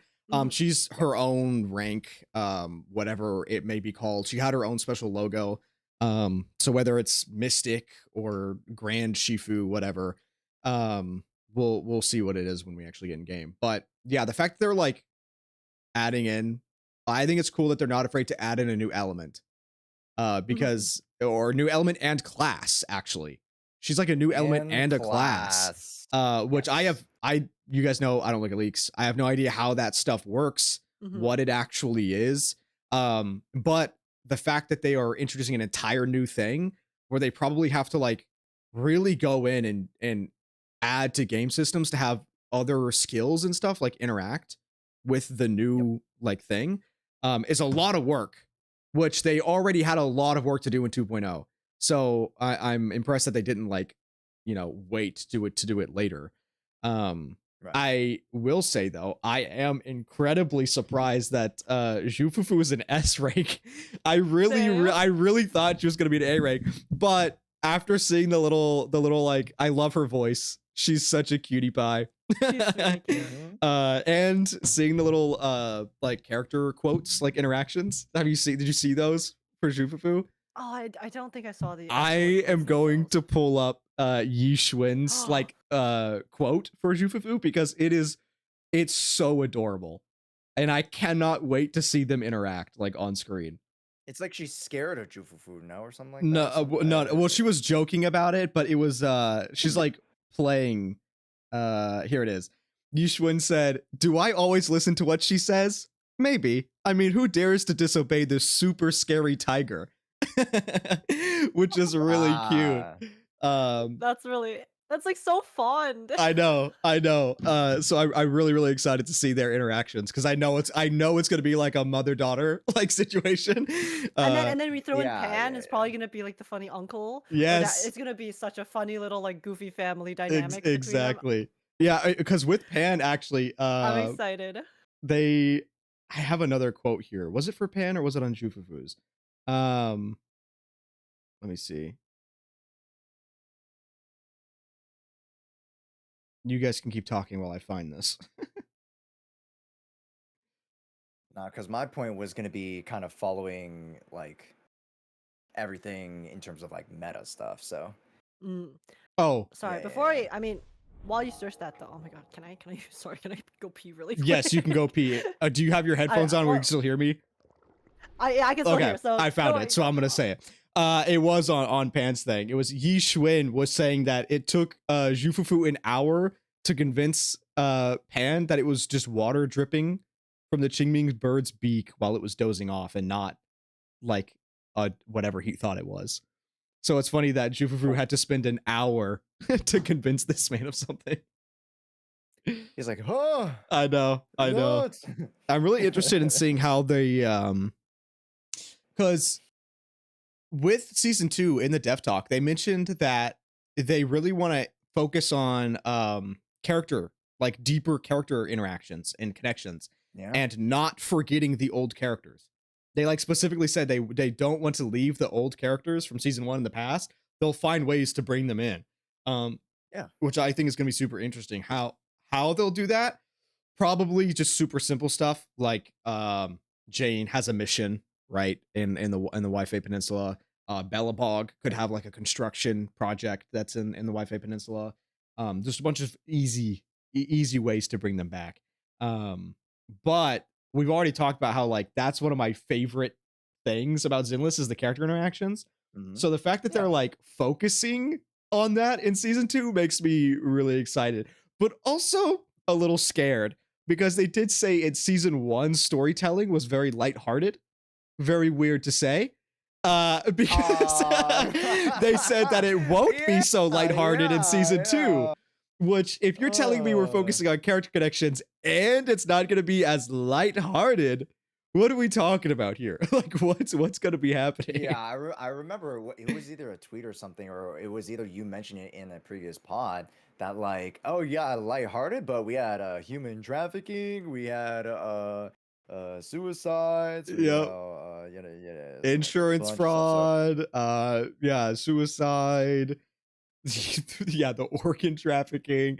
What else did they have? hmm, A lot. Oh, they had a lot of stuff. Like kids being lost in the hollows. There's side missions on that. yeah, But no, but I think that all relates to Ether and like Age yelled how something, but I didn't hear what it was. Oh, they what have was it? kids trying to kill each other, battle royale style, Oh, to survive in a family. Oh yeah, yeah, yeah. yeah. But I think Ugh. like in terms of that, right? From my perspective of like, oh, how could it get worse than this? Is like they're gonna dive a little bit deeper into like how much either can actually corrupt like a human or like a human body or like just like manipulate reality. Mhm. And I think that's Mm. gonna in some ways not only just like mess us up like physically, like oh people get damaged, but like also psychologically. I think that that's a realm that we have yet to like really, you know, go crazy with, Yeah, we've kind of dipped our in my toe in it, opinion. but they could take it really far with like the kind of mentalities that I might arise from the stuff going down. Yeah, and I agree. And I think they might actually show us a little bit of the actual devastation of the fall of the old capital Yeah. because they said that we're going into like why the HDD was built. So if they do go Mm, into, especially because I don't 2.0 should also be the patch where we get Lost Void. If we don't, I understand because it's like a whole there's a lot going on. But Lost Void Mm. is where we're gonna go like we're learning currently about the Dark Wall, and that's where we're gonna start learning about the previous Void Hunters. So if we start learning about what happened during like the previous Void Hunters era, and that's not even the fall of Eridu, that's the founding of mm. Eridu. So there was a lot of shit going on there. So if they start like explaining stories that like they saw or actually showing us things that happened during then, there's gonna be probably a lot of death. So it'll be Yeah. interesting. Yeah. But Yeah. sorry, H, did you want to kind of round out your point because you were using the Oh. restroom? I don't know if you had Oh. anything else to kind of speak upon, Oh, like. no, I was just listening, and yeah, I'm excited for the character interactions as well. I think it adds a lot to the world building and immersion. Personally, when the characters are interacting, it feels more like they're people that exist in a world rather than just characters to pull for from different factions, right? So I'm excited for that. Also scared Yeah. for what they mean by, it's gonna become very dark. It's gonna become a lot darker. Like, what do you mean? Like, I thought it was already starting to get pretty dark. So, like, are we talking about like death, destruction, like mental illness? What's going on? I mean, we're all a little bit mentally ill if we're playing gacha games, but True. for the characters too, right? And yeah, yeah, I'm just curious. I'm just really curious what direction they want to take the story in and the game itself. So I think it's interesting that looking Yeah. forward to it. they're being very upfront about like company corruption and like Yeah. how uh, overpowering companies can be and all the secret stuff that they got going on behind the scenes. So I know that's going to continue playing since we know Tops is going to be like back well not back but still going in season 2.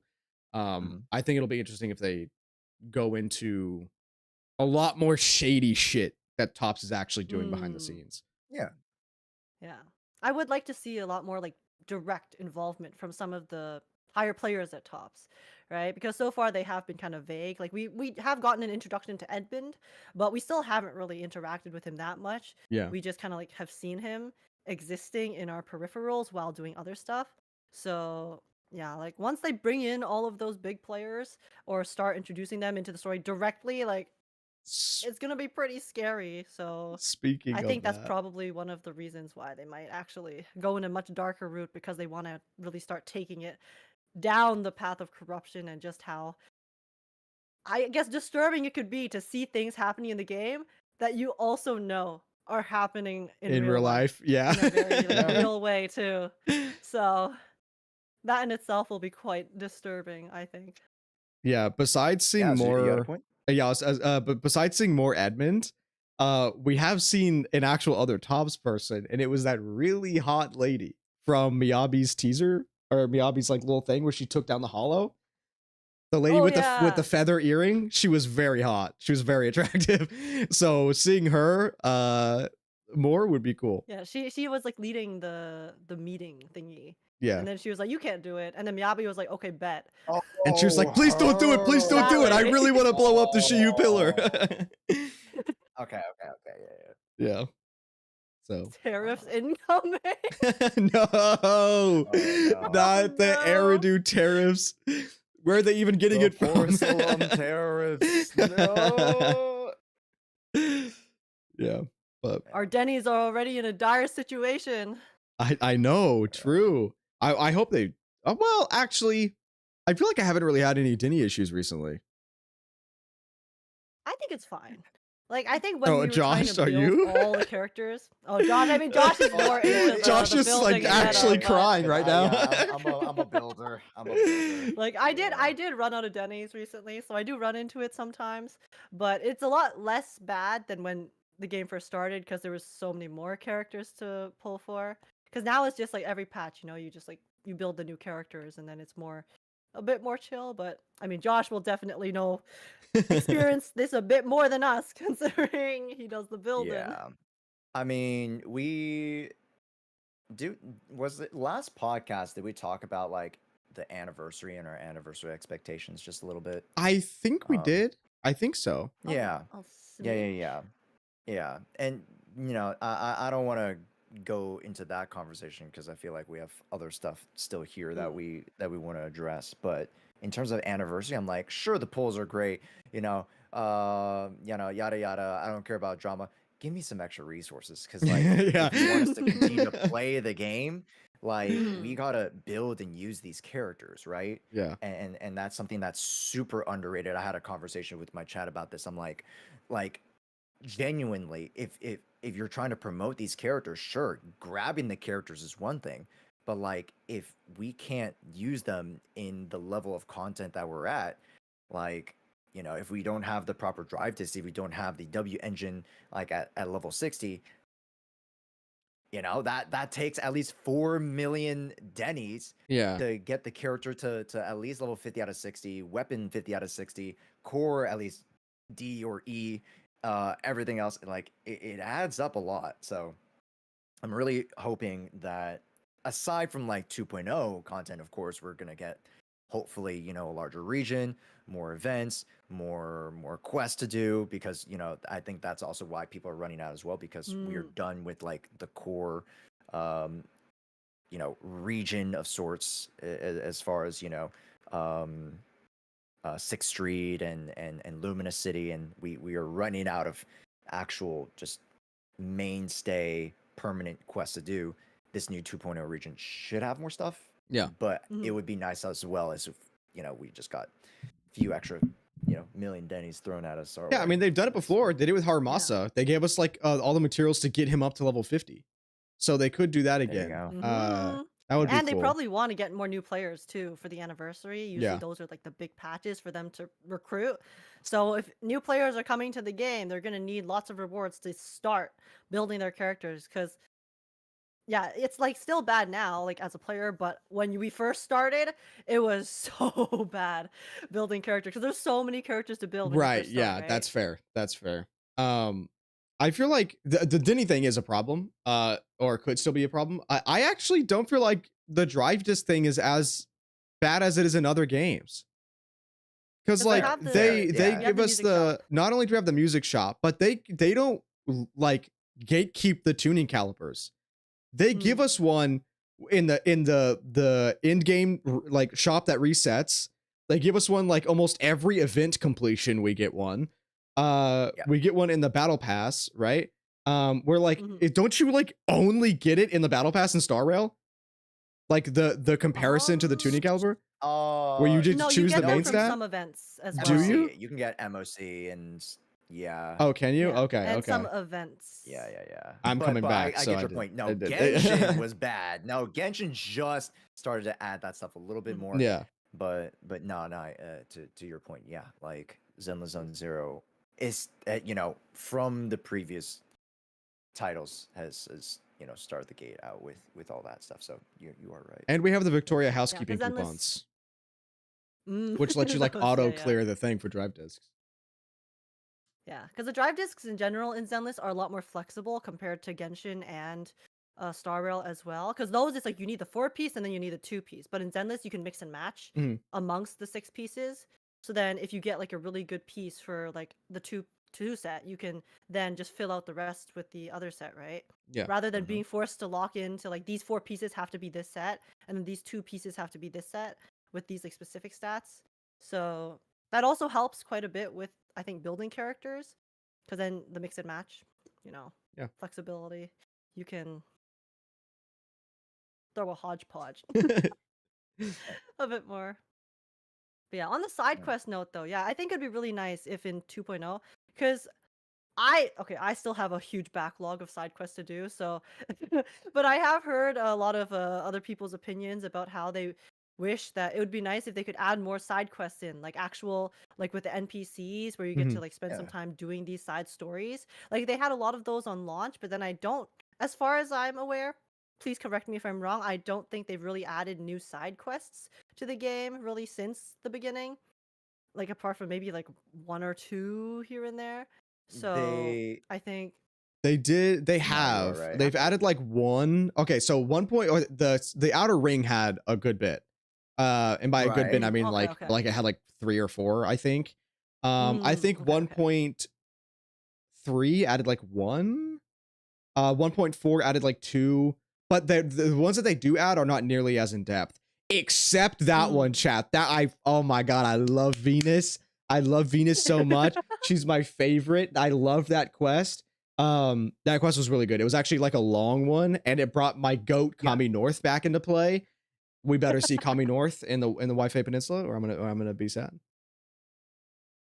But Yeah, to lots be of side fair, quests. on the fact that there weren't that many side quests, Zenless does have a very large amount of events, like a very huge Yes. surplus of events, which I think is probably why there's not as many side missions. But I do know that there's a lot of people that are feeling like fatigue with events, so maybe they'll do more side events Yeah. or side missions. Like and making do, it like, more less stuff events or permanent something. would help with like the FOMO Yeah. and feeling like you need to Exactly, yeah. constantly be completing all of the events because it's going to go away. Because they did mention that in the dev stream that they're going to try to lower the fatigue. I wonder if one of the ways they're going to lower the fatigue is just to make the events last longer. So rather than have them like sporadically like throughout the patch, the event only lasts for like 2 weeks and then it's gone, and then the next event comes kind of thing. Maybe they'll have them last longer, so then it's like they'll overlap, and then sure, you can just have more time to complete them as a whole. I think that could definitely help and be one of the ways to lower the fatigue a bit. Yeah, I think they'll probably make it a little 100%. bit more permanent. And then also they mentioned the fact that, which I thought it was interesting that they did it this way, when they originally, in interviews before the game came out, said that they did not want Zenless to feel like a game that you had to play every day or you're going to miss something, which is like exactly how it is now. And so they were talking about, and along with the fact that they want to lessen the fatigue, they directly mentioned in the CN version, like that the events unlocking daily feels like dog shit. So they're like, they may make it where the entire event, when it goes live, is just straight up open. That way, during the entire duration of the event, you can complete it in any way that you want. Like it, however long you want to play, longer one day, less one day. You don't have to log on every single day to actually do the event, which That'll be nice. That would be nice. Yep.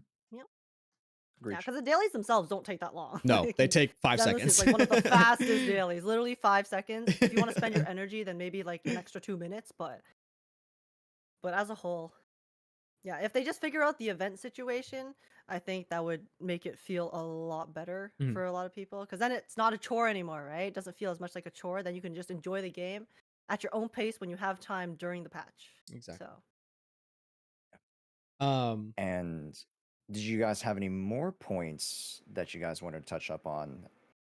No, I was actually regarding about. I was about to say, did we have anything like any other main topics, or did we want to talk to chat? Because Did Josh, like did you real want to talk about quick, the meta a bit?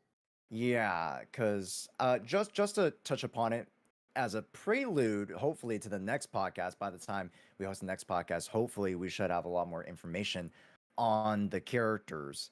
My impressions of the typings and the agents classes of the characters, I thought was gonna be a little bit more creative.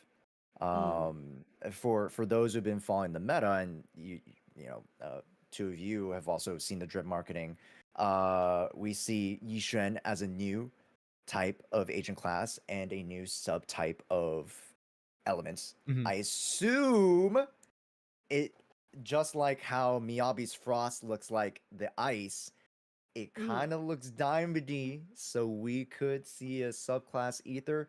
But I'll let future podcast Josh and us discuss about that when the time comes. But the characters I were disappointed with were Pani Hu and Jufufu being physical defense and fire stun. Third fire stunner. The third fire stunner, and then our second physical defense when the physical class is really looking for some assistance, legit in the support category. So I was really looking forward to a physical support. I was, and if so happens that, Jufufu was fire, I was thinking fire support. Oh, really? I thought she was going to be fire attack. Support. I thought she was going to be an A rank fire attack. Because I didn't think she was going to be an S rank as well. I do think it's crazy that she's another S rank fire stunner. But I mentioned this in the podcast with Kete, but I don't think they really. I'm going to be honest. I don't think they're doing like an overarching what's missing. I feel like they're literally trying to make like every faction have like their own thing. Which like not saying that's the right way to go. We do need some like. Do we even have a physical support?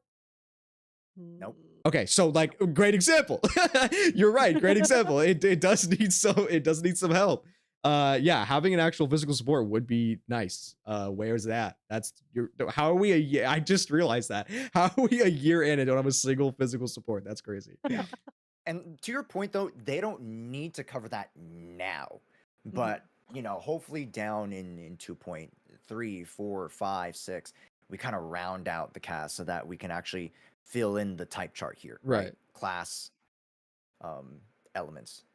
And then, from there we can get a larger like scale of like, okay. Yeah, but Ether's always been like Ether's always been missing. From there, so I'm not too surprised with meta that. Perspective, we can be like, okay, these are the more profitable units in terms of your conversion of your investment to production, right, and so on and so forth. But again, there's a lot more that needs to be discovered with these units. And to Az's point again, I think that because they're like, let's say a Jufufu, third fire stun, I don't expect Jufufu to be a catch-all, kind of like how Lighter is with fire and ice, just granting a fire and ice bonus outright. I'm expecting her to be a little bit more niche, but perform better in said niche.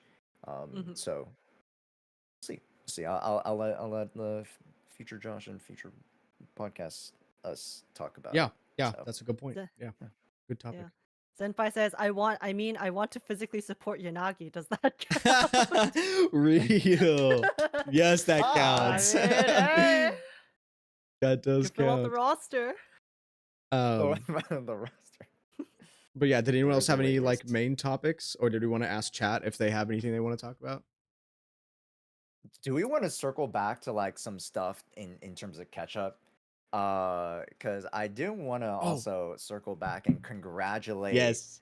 Age for hitting partner on Twitch. Let's go, my Ah, goat I don't partner. have thank confetti, you.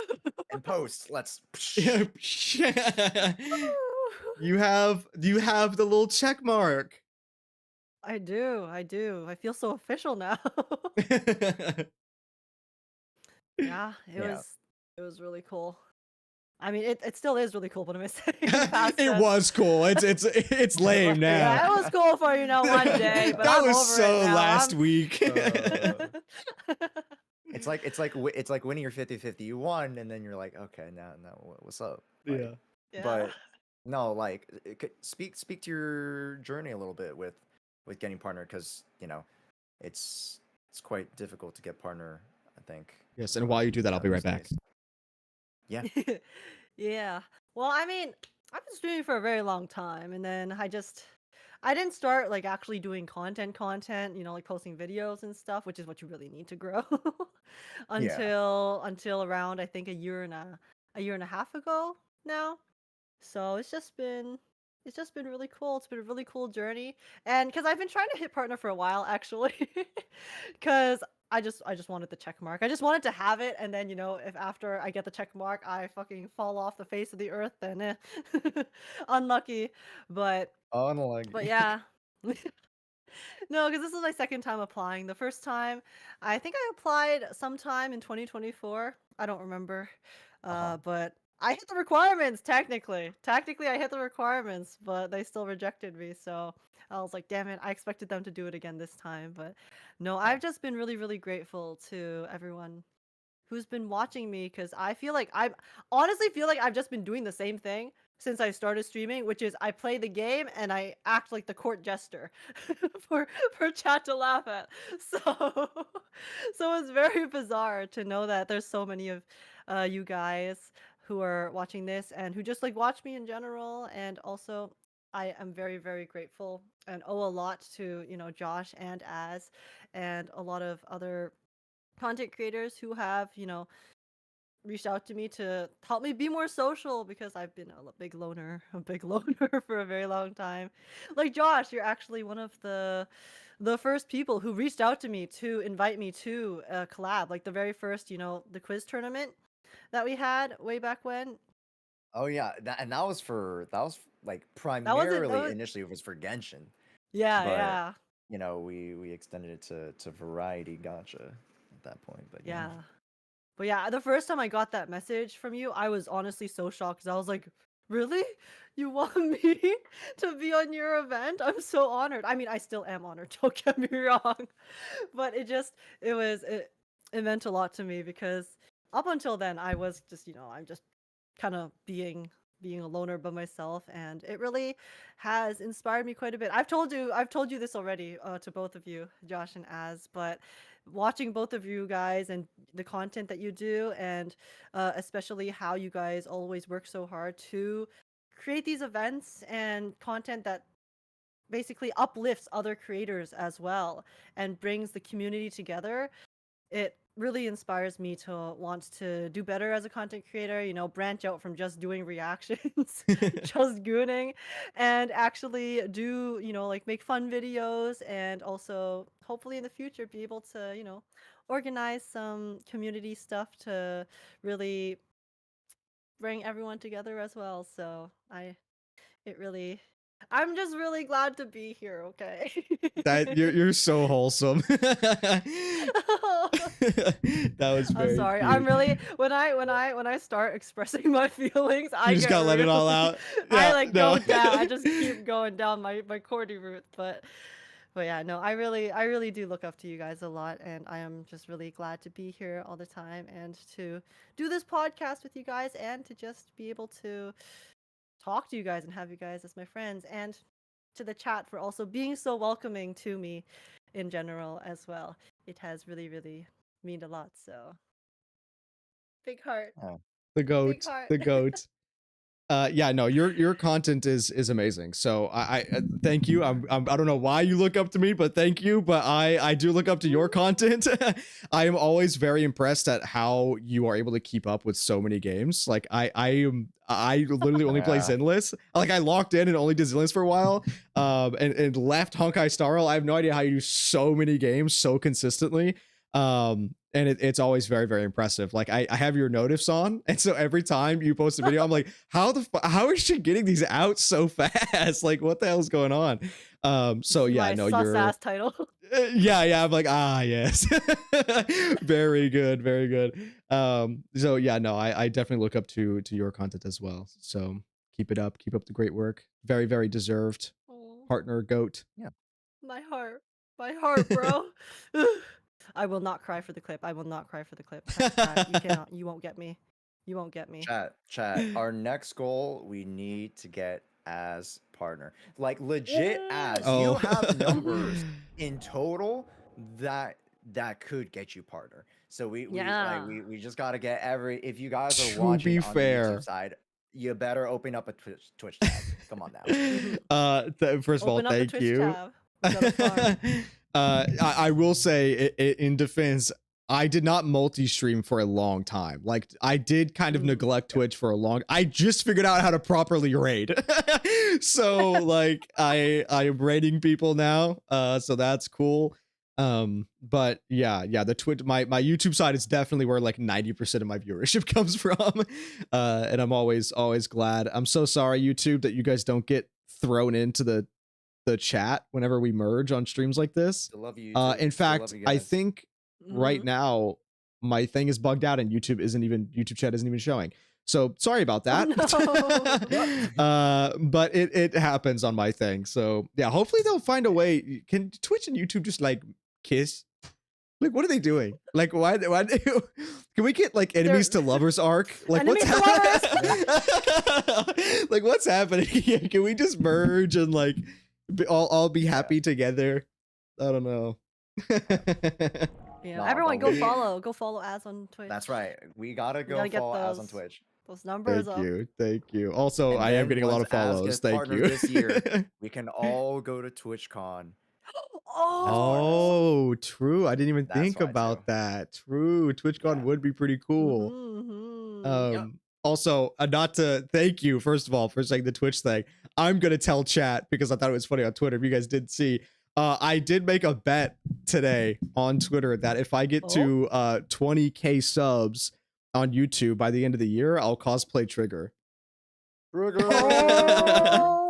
Oh yeah, I saw you talking about how no one cosplays Trigger. Yeah, Okay. I was like, where's the You're Trigger doing cosplays? the Lord's work. And I was like, okay, yeah. We get to Alright. 20K, I'll cosplay Trigger. To be fair, like Trigger's got a lot of props. Yeah, she does. Like- She does. And, And it's like a I techwear just- type of props too. Yeah. I just saw Monolith costumes in chat, and if you Oh. guys don't know Monolith, yeah, The he was goat. he was I think he was in my chat. Like he came in like a couple minutes ago. But if you guys don't know Monolith, they are the ones who did one of the craziest Sam cosplays. The amongst coolest. some other ones that he's Like done. actually the you guys goat. have seen- yeah. If you guys have seen the Sam cosplayer around, that's Monolith. Wow. So, shout out to them. Whoa, because I saw that video. I Yeah. saw the Sam cosplay video. That was Monolith? Yeah, that's Yeah. Monolith. That's crazy. He- that was he is literally insane. legit the So you could probably ask Wow. him to help you out with the cosplay, because Yeah, some ideas on how to do it, because I don't know how to cosplay. I post a whole list. I have a whole list of cosplays that I'm doing, because I'm doing Seth Yeah. just because I want to. Trigger is the new bet. Tingyun and Fugue, which is like I did a poll. I said, do you want me to do Tingyun's costume or Fugue's costume? That one is still up. That one's still not confirmed yet. The bet was if the cat is Elio in HSR, then I have to cosplay Fugue. So that's there. And then chat said that that Ray is a female me, like Ray in Zenless. So I'm probably gonna also cosplay Ray at some point. yeah, Ray would be sick. That's Yeah. the list. Yeah. Mhm. Yeah, I think cosplaying sounds like it'd be so much fun. I also want to. I agree. I'm As just scared well. about the wigs. I don't know how to do wigs. How do I style Oh, a I wig, hate bro? wigs. Oh, I hate wigs. Oh, I'm just like, I have to gather all of my hair and like stick it inside. Yeah, I don't know how to do that. I need a tutorial. How to wig. that's a wig. Just chat. You got to go bald first. Oh, That's true. part Yeah, of it. You yeah. gotta Let me go Shave, bald. shave it all off. Yeah, well, I'm already balding, so it'll be easy. Oh no! Oh no! Why do you think I have the That's what the beanie on wigs right are now? Exactly, that's what the wigs are for. I need to learn. I need to learn fast. Yeah. Jane Doe cosplay for Josh? No, thank you. Why like, not? who would I cosplay though? Who would be like? I mean, you've already cosplayed Eos. Yeah, you did already cosplay EOS. Okay, well, And we know you have the that's just a Ioto in the jacket. background. That's just a jacket. I'm like, Bernice! if I were to like really, Please do Bernice. Please. Please, somebody, make it happen. if I'm Bernice, then the H has to be lighter or something like. Oh my god. Amazing. Dude, okay. I'll do Caesar. Let's do it, Josh. I'll do Caesar. Or someone needs to be Big Daddy. Oh. We need to get an entire The Sons of Big Caledon Daddy. does have the most members. We need to get a bunch of Yeah. creators together. Cosplay the Sons of Caledon. Figure it out. That We'll would figure be it out. lit. Some good Mocktails, ideas, mixers, Kat. ice. The cosplays are real nice. Yeah, see, you're already cooking. Yeah.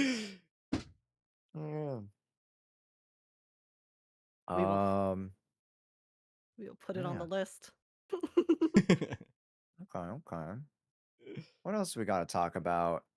I don't know if you guys are interested in the Genshin topic at all, because Oh. I did bring it up a little bit, but Yeah. did you guys curious. see the Nod Cry special program dev talk? I didn't watch yet. it, but I saw Arnold's Murder Birds like take on it, and it was really interesting to see that this seems to be very targeted towards like the lore people, which is interesting. I mean, obviously I'm like, that's hype. But I was surprised. I'd only seen positive things about it, but you said earlier that wasn't what people wanted to see. What happened there? Yeah. So TLDR, for those of you who are, outside of Genshin Impact, who left Genshin Impact, who saw some of the news about like some of the new stuff either on Twitter or, wherever they've been posting for this new trailer for Genshin. Initially, Genshin was thought to be, we go from region to region, we're Fontaine, we're in Natland now. Hey, guess what? It's supposed to be Snezhnaya next. But we're taking a pit stop at a sub-regional location of Snezhnaya called Nod Cry. And in particular, they're going to be focusing on a storyline that has been spanning the entirety of Genshin, unbeknownst to a lot of people. The three Moon Sisters, right, who are supposed to be the real gods. And this is not a spoiler. This has already kind of been proven stuff, basically. Throughout like lore, if you actually read it, they're proven they're supposed to be the real gods amongst the fake archons. Who are the archons are Interesting. fake gods. Okay. Yeah. Yes, that were planted by Celestia. So the whole rigmarole is that like everyone is confuzzled about Nod Cry and the purpose of Nod Cry, because why aren't we just beelining it to Snezhnaya? All right, people want to see Columbina. People want to unalive Dotori in Minecraft. All right, we want to see the Saritsa, right? Yet the devs were mentioning, we know that the storylines seem a little confusing. Genshin seems a little big. There's so many other plot lines and little unattached strings that we introduced throughout our 4 or 5 year tenure. And we're going to answer those in Nod Cry. And to a lot of people's, you know, in terms of the true Genshin enjoyers, Mhm. they ate that shit up. And it is exciting. It is exciting. To be fair, right? The Three Moon Sisters is a greater overarching storyline that does pay homage and a nod to the overarching lore of Genshin, which is what we want to see. But in Mhm. the way that they're executing it, they're dedicating a whole year to A this year. Oh Yeah. wow. I mean, I'm gonna That's be like more than honest. one of the previous regions. versus like I was expecting a part one, part two patch. So like maybe two patches Something, in yeah, total something to like the encompass it. chasm, right? Essentially. I'm gonna be honest. I So think that's sick. I think that's needed. I mean, to be no, fair, fair. because I think this probably happened. Because correct me if I'm wrong, but Genshin was originally supposed to be a 5-year game, and then they pivoted because of how popular it was and switched it to be a 10-year game. And they probably like had to hard focus on how the hell are they going to extend this by another 5 years. So I feel like this is needed. I mean, if they're going over I loved Genshin in 1.0. Like Me too. 1.0 all the way up I until like we the early got to lore. Inazuma, like I loved Genshin a lot. Uh and especially like the star event in 1.1, or was it 1.1 with Fischl, where like they actually had like Yes. the Yeah. with the false sky. That shit was dope. I was like, "Oh my god, this is cool." Mm. And then we had okay, this is going to sound bad. I was going to say we had like a nothing burger for like 4 years. I did not enjoy like really anything else. So that sounds like something that I'm actually like interested in. I'm not saying I'm going to return to Genshin, but that sounds like that they needed that. I mean, if they knew that they didn't properly tie the threads together and they want to take the time to actually weave together all the threads, I'd rather them do it in like a year thing where they do it correctly as opposed to like a Mm. 2-part thing. But I know people want to get to Shneznaya, but if it's in Shneznaya, then they can properly drip and like explore Shneznaya lore still while doing this. No? And there you go. And Mhm. that's kind of the deeper conversation about it, right? Because understandably, I am also in the camp of like, oh, like I'm an also average Genshin enjoyer at this point. I haven't really, because we've been Zenless Zero gaming, Yeah. right? I've been enjoying Genshin casually for the past, I would say, pretty much the entire year, ever since we started beta 2 all the way back a year and a half ago, right? I've been Zenless Zero pretty much Mhm. 100%. So even at the end of Fontaine going into to Natland, I was kind of already checked out. I was halfway through the door. Mm. So, you know, kind of seeing from the outside somewhat about the developments with Natland, people are, you know, kind of piggybacking off of that, being like, okay, Natland was rushed, so you're going to slow down and tell this overarching storyline. I guess that's a pretty good thing. But then the other side of that is that, so you're going to make a wrong, or sorry, you're going to try to correct a wrong with a wrong. Because is this what the general player base really wants to see out of Genshin? Because and to At this point kind in of dive time. deeper into the lore, right? And to spend time on a potential, you know, the Three Moon Sisters, where that could just be a greater plot line at the end of Shneznaya, if they were to Mm. fix it up in such a way, is what a lot of the players thought. Because we thought we get to the end of Shneznaya, and then the Conry arc is where or not Conry arc, but like essentially But the like the year everything of coming to a Conria, head. where everything comes to a head, right? And then we figure out about the Moon Sisters, we figure about the fake sky and yada yada yada. But um yeah, to the lore aspect, as I feel a little bit bad because the lore and what they've touched on is like, hey, let's go back to Enconomia and look at murals. Let's go back to Sumeru and look at murals. Hey, do you remember when we introduced that underwater region in Fontaine that had some really cool lore? Don't forget, it had a mural.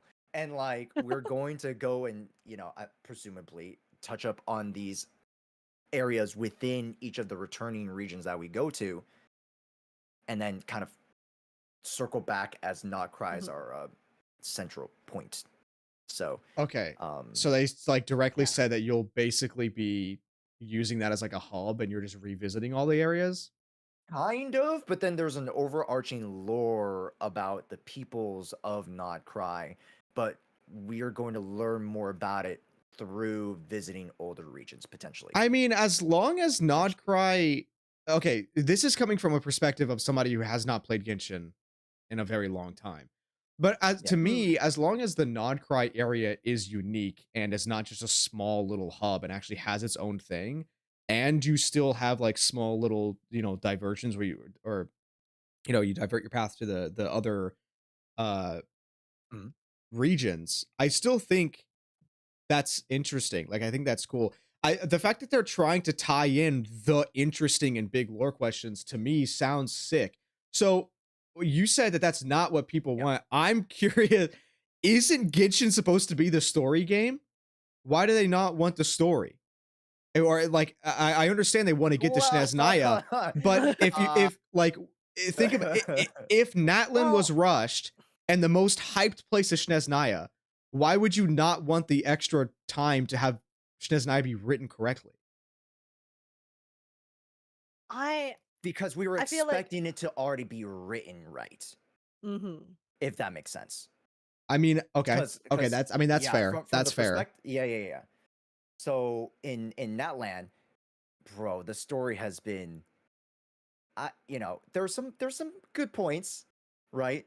But I think a lot of the sentiment around Genshin's Natlan story is that there's just so much missing, Uh-huh. and it's Mhm. so surface level from what we thought, even from a character development perspective, from a lore perspective. Oh yeah, we got like one or two like really really cool lore drops, but it was behind us like tumbling and falling to get there, Oh, yeah. Yeah. in a sense, right? And then the potholes, right, that we're tripping over essentially are like the missing parts of a story essentially, if I want to complete the analogy. But Genshin right now is in a place where not a lot of people trust it, I think. So people are entitled. I wouldn't say entitled in the sense that like we are demanding it, but because the story has been going down this descending slope, Mhm. the trust is being lost. Yeah. I have a point after this Yeah. But yeah, go ahead, go ahead. regarding that. I because my overall Genshin, I guess for context, like I was a day one Genshin player. I played consistently every single day up until the end of Inazuma. I found Inazuma really frustrating. Personally, I felt like it was a really big disappointment. I am a bit of an Inazuma hater, so I will leave that at that. So I basically quit for an entire year while Sumeru was being released, right? And then once I came back, I actually quite enjoyed Sumeru. I really liked the Sumeru story. I thought they did a pretty good job at recovering from some of the pacing issues they had in Inazuma and also some of the story writing too. And then Fontaine was like fantastic for me. I loved Fontaine. So then for me, like the direction that Genshin was heading towards from those first 5 regions felt like it was going to be like a pretty like serious story, a very kind of intense. We're building up the stakes, we're building up like the Celestia kind of and them basically having this control over um the world and how they have basically oppressed all of these different figures, these different powers from the past.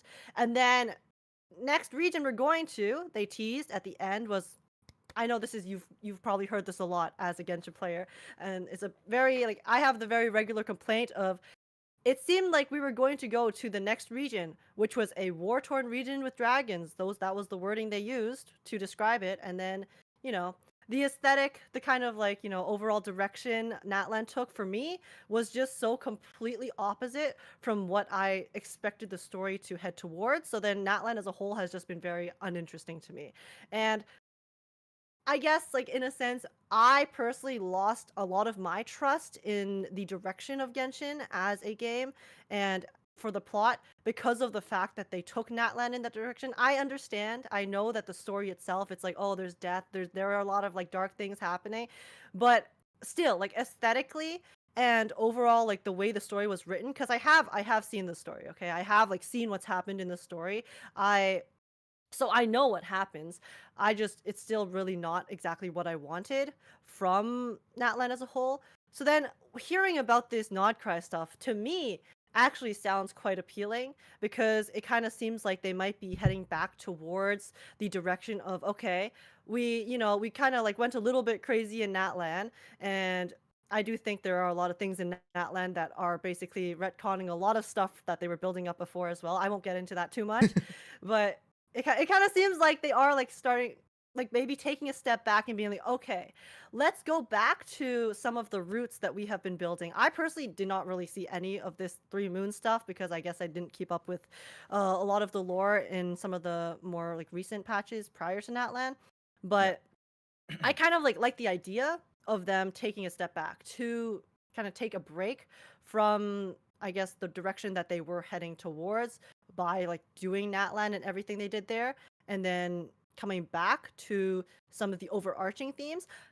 A year sounds like a lot. I do think a year is a little bit excessive because a year is also like, for example, how long the Amphoria story is going to be, right? Like the Amphoria story is like this really, really massive arc that they have been building up. I know people have their issues with Amphorias, but I personally think that the story itself has been building up pretty well. And I do think that it will take a year for them to finish it. In terms of like the Nodcry stuff, it's different, right? Because it's not a region. It's not like you're going to like a new region necessarily to explore it in the traditional sense of you're traveling to Inazuma, you're traveling to Natlan, you're traveling amongst the different archons. Obviously, it will depend on how they execute it. And to build on Josh's point, I don't think a lot of players have a lot of trust in Genshin to execute it well currently. I think that I think that it's like an interesting idea. And it's really hard for me to tell, kind of, I guess, whether it's the right decision or not, once again, until we've seen them actually play it out. Because from what it sounds like, it could very easily be a really epic arc, but it could also very easily be just them kind of doing a lot more filler, Yeah. right? Them just basically doing a lot of filler and then a lot of exposition for an entire year. And then built on top of the fact that I think Genshin did lose a lot of players from Natlan, it's a very risky move for the game because I think there were a lot of people like myself who were looking forward to, okay, if Genshin, comes back to like the next big region, such as Snezhnaya, and then they maybe like come back to some of the roots. Like maybe we had a bit of a speed bump in Natlan, maybe they were trying out something new. I personally didn't really think it worked, but I know there's people who still enjoyed it, but I'm willing to give like Genshin a chance again, like in terms of what I want from it in as a game. If they start building up on some of the previous things that I liked from Genshin, from the past 4 years or like however long the game has been out prior to Natlan's release, of me enjoying the game. And so like I think there's a lot of people who are very casual players of Genshin who might be like, bro, what are you doing? Like what's going on here? Why are we spending so much time doing this big lore dump when we're already kind of like we need the next big thing, right? Like it's like whether you liked Natlan or didn't like Natlan, the general sentiment to Genshin as of, the recent times has been very kind of, you have the diehard fans and then you have like I think a pretty small portion of casuals, and then you have the people who are like really disgruntled Genshin players. So it's like I feel like this decision, it kind of upsets everyone. It kind of upsets every group of player that we have left in Genshin. And also, I know people say this a lot, but a lot of the player base of Genshin is quite young, right? Like a lot of people do play Genshin who are on the younger side, and at the end of the day, there are a lot of younger people. I am generalizing, okay? So I'm not saying everyone is like this, but there are a lot of people who just don't like to read. They just don't like to read. They want a very simple story to your face. I mean, that's kind of why Paimon exists, right? Mhm. That's why Paimon is there to kind of like explain everything for you in Genshin. So will a year-long lore dump really work well for the game as a whole? it's a very brave thing for them to do. I definitely can acknowledge that. It's very brave for them to announce something like this at this time. I really want them to execute it well, because if they do execute it well, honestly, I'll go back to the game. I'll go back to Genshin because I Yeah. love the lore. That's one of the things that drew me to it to begin with. But, you know, they could also very easily take the ball and just toss it off a building. So here's the thing. I think it's really interesting that they're doing this because the people that do skip the story, to me, this shouldn't affect you at all. You're not gonna fucking read anyway, right? Like you're just gonna skip it. And it's not like the gameplay's changing in the new area, right? Like it's gonna be the same way it's always been. So if you don't care about the story for Genshin, you have no right to be upset about this, I feel like at all. Because you're not gonna read it. It's not gonna affect you. What I think is interesting in the way that Genshin does its storytelling is, correct me if I'm wrong, it does not have any in-game modes, correct? Like besides the Abyss, which has no story. No, it There has is a lot of one new new endgame one. modes now. What's There's the like new book, one? the book one, right? Yes, Imagineering like a few? Theater. Okay, So is there it's lore sort in of there? their take on a roguelike. Yes, there is. Is it continuous Uh, lore? It is tied to the Hexen Circle, so the witches Okay. and such. So When was that yes, added? that was added Like last year? it wasn't It was 5.0 chat, before was it? it was like before Natlan, I think. Wasn't it? So Or maybe at the beginning of Natlan? basically what I'm trying to get Something into like that. is Honkai Star Rail had very interesting lore that is set up in 1.0, and that was the eons and the different paths. We are not touching on them in the main story. Like we really haven't touched on them too much. Like it's super in depth. We mainly get the Right, lore right. of that from the simulated universe and the divergent universe and the expansions, which we've been getting since Right. launch. But Genshin, on the other hand, while we're still getting all this new lore of all the new worlds in Honkai Star Rail, Genshin still treats every new region like a new world, essentially, right? Because it has its own lore. It still has its, it ties in with other stuff. But the stuff that they had since 1.0, these moons, these dragons, whatever, there was nothing to do. There was nothing to touch on there because they were too focused on having the main story be focused on that current region. They didn't want to keep zapping everywhere. And they didn't have an in-game mode to express that lore, which they have in Honkai Star Rail and they have in Zenless. We have the Lost Void. We have what else? Like the agent missions. And technically Hollow Zero has its own lore too before we got like to the Lost Void. Genshin didn't have like that catalyst to really have this other lore. So we have 5 years of backlog that they want to like go through to make these connections that I feel like a year, while it does seem like a long time in retrospect, with it not having been told within the last 5 years, they have a great opportunity to get some solid writing out that's not necessarily just filler. Like, sure, a lot of the stuff recent, like a lot of people feel like a lot of the regions is just straight like babble, right? But if the story is written well for Nod Cry and it ties in with like a lot of the really interesting lore points that they've wanted to go into since 1.0, but haven't had the catalyst to, because they haven't done it with events. Like, sure, they've had events where you go back to Mondstadt, but that's just an event. Like, it's a party. It's not connected to like the main like lore, right? So I feel like this is a great time for them to have that long period to really give you something to eat. Like, actually have good. And now, to be fair, they still have to write it well. They still have to write it well. And again, obviously, there's going to be people who skip the story, but I just think Genshin shot themselves in the foot with not adding any sort of in-game mode where they can explore that lore. And now they're in the situation where they have to do this. Because if all of that lore that they're going to be telling in Nod Cry needs to be told before you get to Shnezhnaya, before you get to wherever that other place is, Passioniznia, Celestia, whatever, if we ever like actually go to Celestia, then they need the time. Like, they need to tell it now because we're running out of time.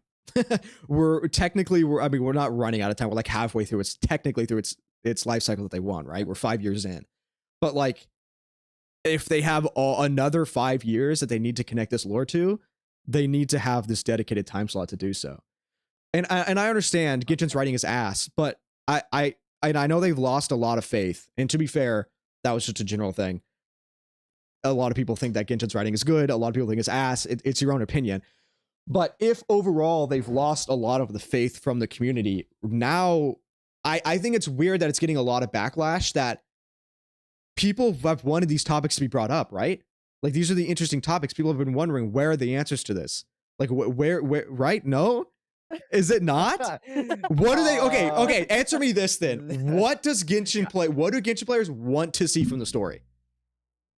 That's the thing. I think they just want more wanna see content, the honestly. harbingers, bro. Like Yeah. we want to see the harbingers, and to your point, this is kind of like half. This is why it like Not Cry is going to deliver on some of these things, because it's presumed that if you've played through the Sumeru story age, Dottore, Dottore is one of the biggest villains that we have yet to kind of conclude his arc with.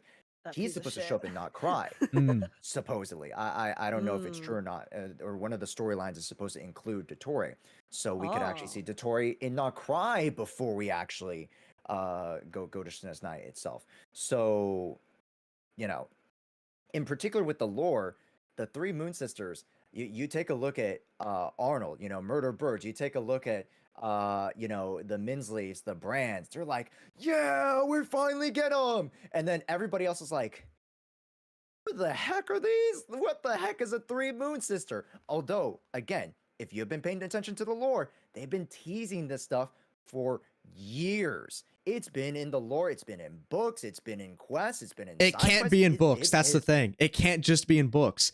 But unfortunately, that's Genshin. Well, I know. Well, I know. I mean, I get that, right? but I feel like that's why I'm saying they shot themselves in the foot, because they should have had an in-game mode where they can explore these topics, like Simulated Universe or like Lost Void, where we're getting a lot of that other stuff in a well-mannered way, every other patch, whatever, like on a timely basis. But I mean, even Honkai Star Rail, right? Not everything is in the books. I mean, it has like the literal book system that Genshin has, and there's a lot of lore in the book stuff in Honkai Star Rail.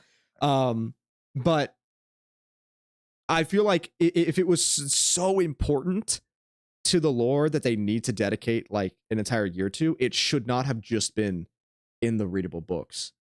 And I guess what I'm confused about is the core gameplay of Genshin has never really expanded. The most complex. That was going to be my next point. Is I think a lot of players are upset because, like you said, there's a lot of people who don't care about story, right? There's a lot of players who just skip story. So technically, them adding a story region should mean nothing to them. But then it's like, if you think about it, right? So like, if you're from the perspective of a player who doesn't care about story, and you're gonna spend an entire year in a region that is just focused on story, while also they didn't mention anything about new game modes, expanding the combat system, expanding other things to do in the game, then that would definitely upset me, because it's like, okay, now you're gonna spend all this time, you know, doing this like part of the game that I do not give a flying fuck about. So what am I supposed to do as a player who doesn't care about story, right? You did not make me any promises about any new game modes or giving me more stuff to do. That is not just reading. But have they ever? That I think is no, but then that's I was gonna say, so like frustration, right? But here's the thing. I got you. Yeah, but the thing is, they have also never said, okay, we're gonna spend an entire year telling you just story, right? It has been the kind of general understanding that, okay, we are going to go to a new region. The new region will have new things to do, right? I think it's fair to assume that this Not Cry region is not just going to be lore. They'll probably add in extra stuff too, hopefully. Yes. But then the main focus of, you know, them presenting this is like a year full of lore. So then everyone who does not care about lore is like, are you just shafting us? Like, what are you doing? I'm saying this as someone who loves lore. I personally am looking forward to this, but you know, like for the people on the flip side, right? Because like logically, it's like I understand, you know, like lore. If they're giving us lore and people don't read anyways, doesn't affect them. But then, like, what are they supposed to do? what are they supposed to do as players who might not be as interested in the story? If you look at the other games, right? Other games like Star Rail, like Zenless, you know, issues aside, they still give you lots of game modes. They still give you lots of things to do that are not necessarily just the story, Right. right? Like, does Genshin do that? I feel like one of the biggest issues and one of the biggest frustrations has been that Genshin doesn't give you that Hmm. as a player. So it's like, you know, players are probably like, okay, so now you're gonna hold us off for an entire year, not even give us a new region where I can hope that there is some like new fun content. So then, you know, I think that's like where a lot of the frustration is probably stemming from. Yeah. And then that's why it's so split, right? You have the people who care about it and the people who don't care about it. The people who care about it are like, finally, this is everything we've wanted. The people who don't care about it at all, you are literally telling us that we are nothing to you. You are telling us that we are just going to spend all of our efforts into something that we do not care whatsoever about. So that it's Okay.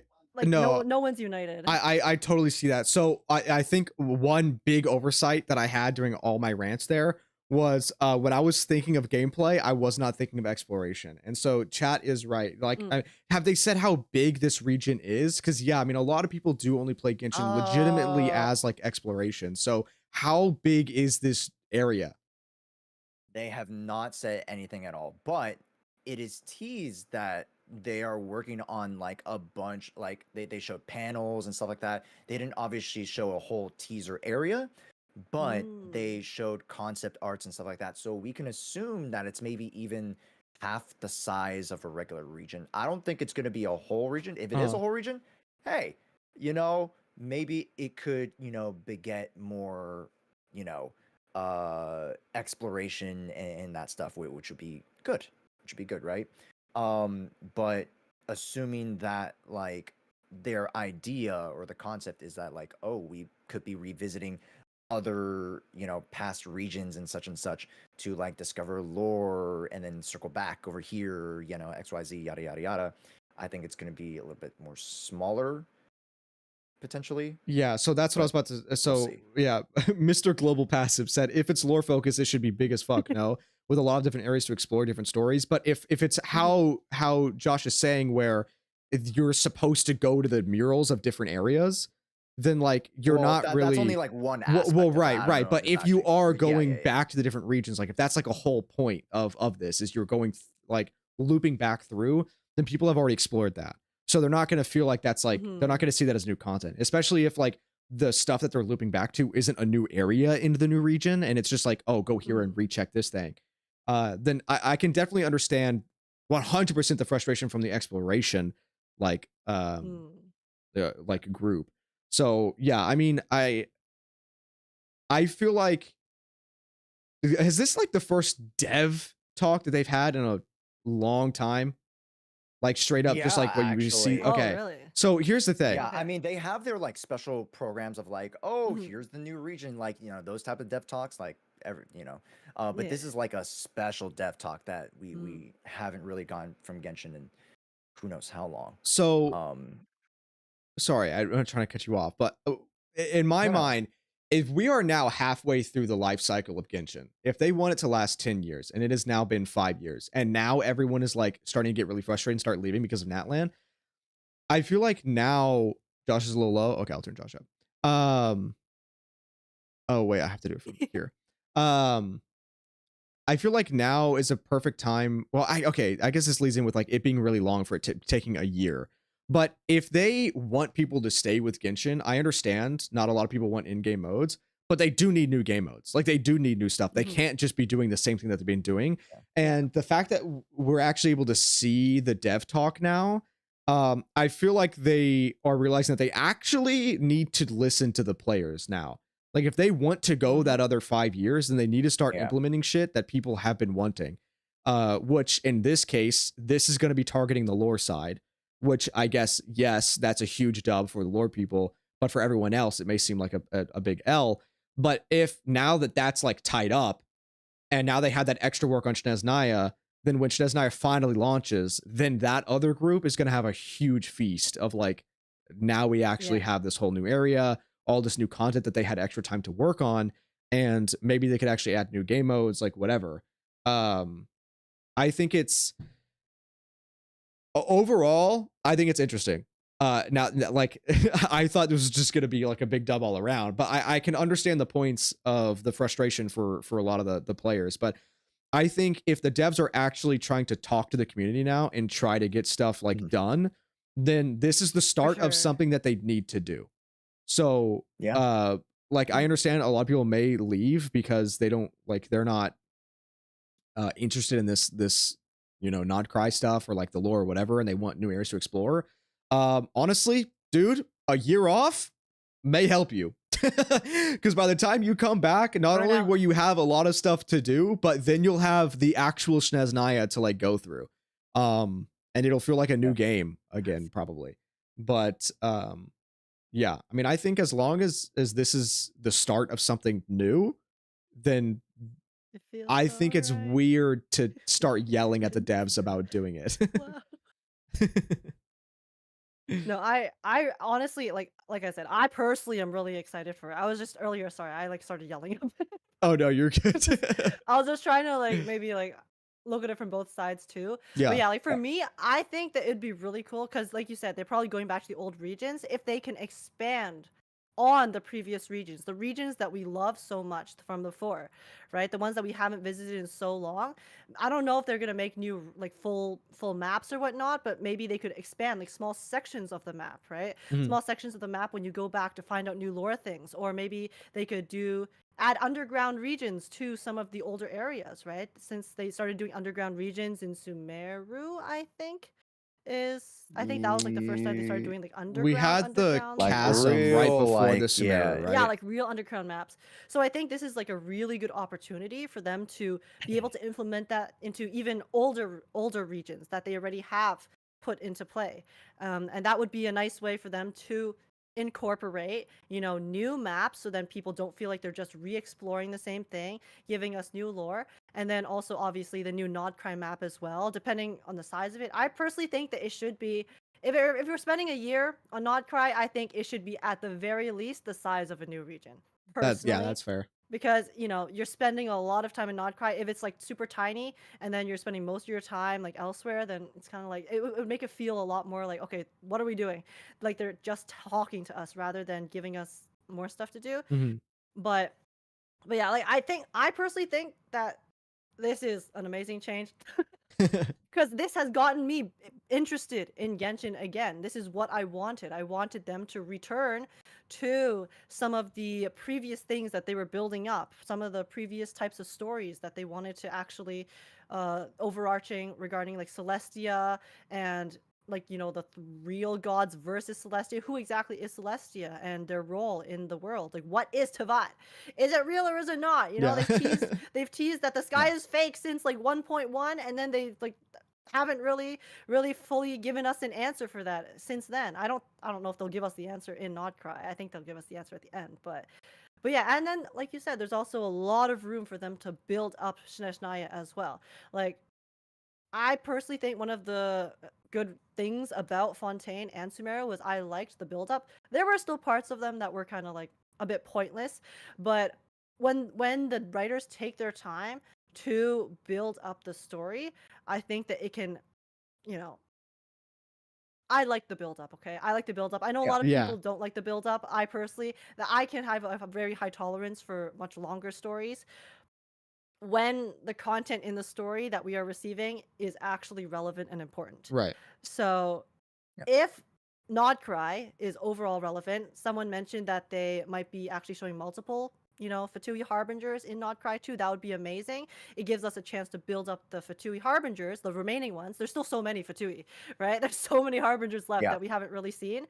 So if they take this time to build up those characters as well, so then when we see them in Snezhnaya doing their thing, we would have a much deeper understanding of who they are and maybe their role in the story as well. That would be cool. It'd be a nice way to tie in Nodcry to Snezhnaya, by showing characters that people care about, and then leading up to the future region, and then I like it. I like the change. Again, it really just depends on how they execute it. Yeah. I want to hope. I want to have hope that they will execute it well.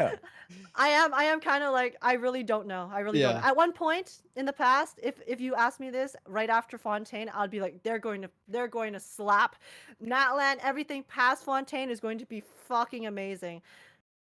I'm no longer in that kind of state, but Yeah. I am always willing. I've been hoping that they can prove to me that they still have that spark, that they still have that like desire to write a really, really good story. Yeah. And I think another thing, Nodcry, you know, there might be a lot of people complaining about it now, but when they see the Genshin players who stick with it playing Nodcry, and if the story is really amazing and really good, I'm sure that'll bring a lot of these players who are disgruntled back too. They'll be like, oh, is it really that good? I might not care that much about the story, but if all these players are really enjoying it, then, you know, maybe I'll give it a chance too, right? The hype might start building up again. Mhm. So again, execution is everything. People, including myself, you know, faith is kind of Yeah. they could do I- it, they could not. I'll have to see.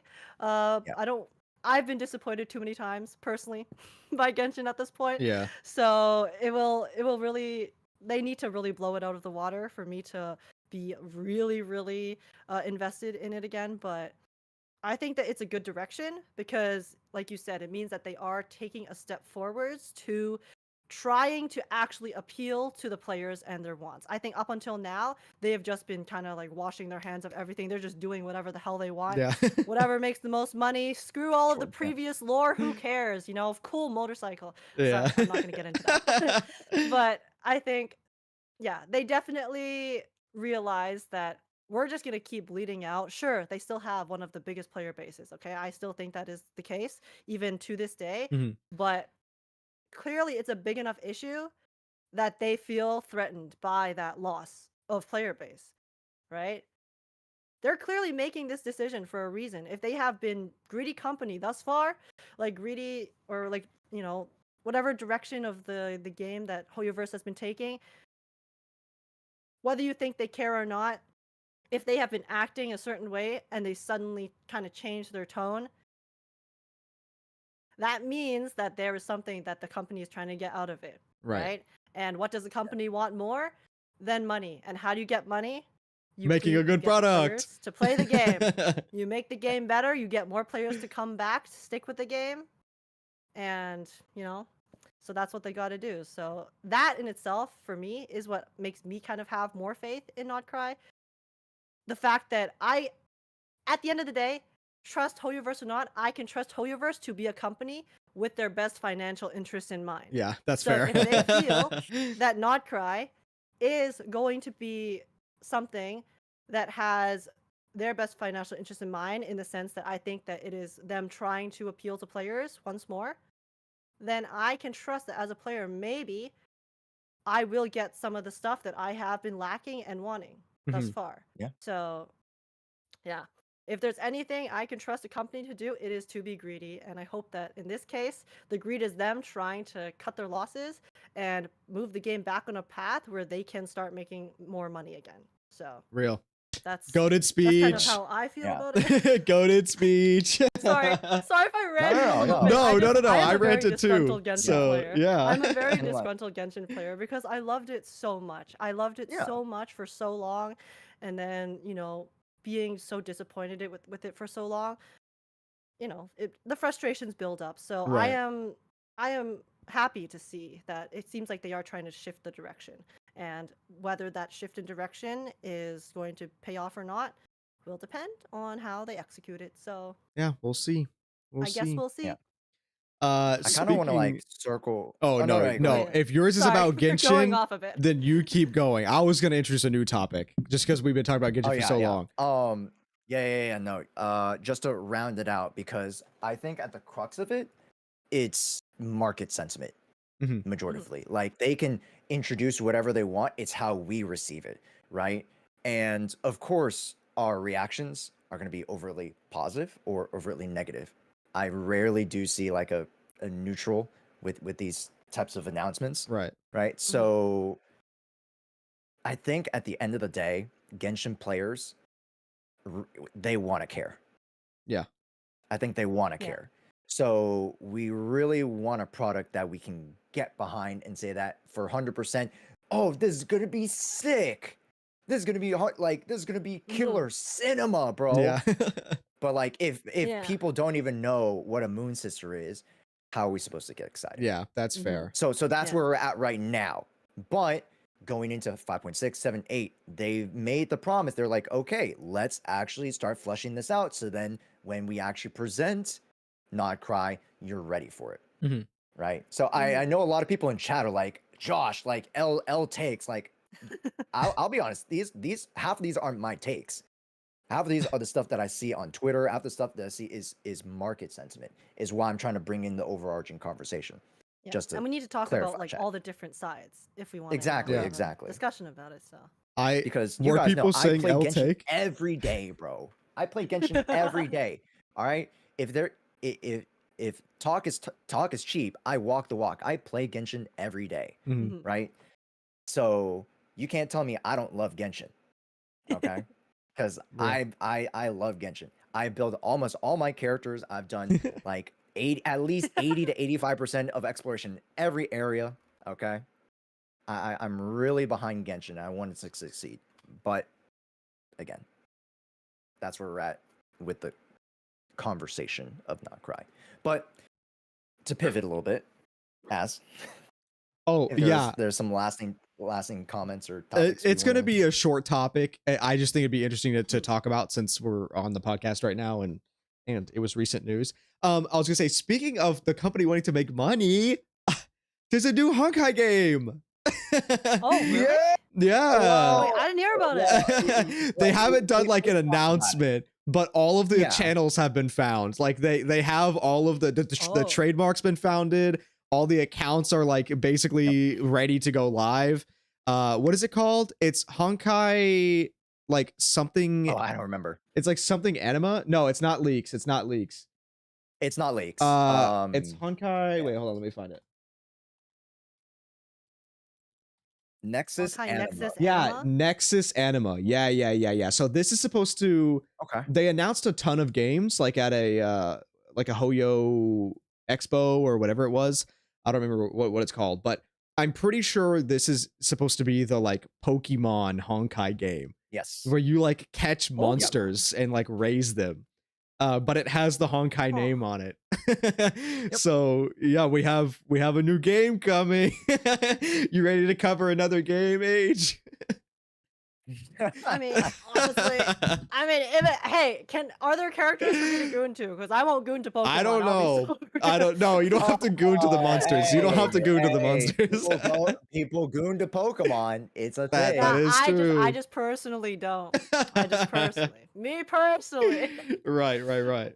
Yeah, I don't know. I mean, there were two characters that have been shown on the little thing. If this is that game, I don't think we really have any confirmation, but there was a redhead little cutie that was shown on the page, like the little art for it. Ooh. But I mean, the literal one screenshot we have, if it is that game, I mean, the world kind of looks cool. So I mean, it'll be interesting. But yeah, it has the Honkai name attached to it, so it'll we'll see where they go. But announcement soon, I guess.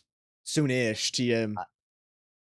I think I know when the announcement's gonna come. Oh yeah? Oh? When? Oh, you have an educated guess?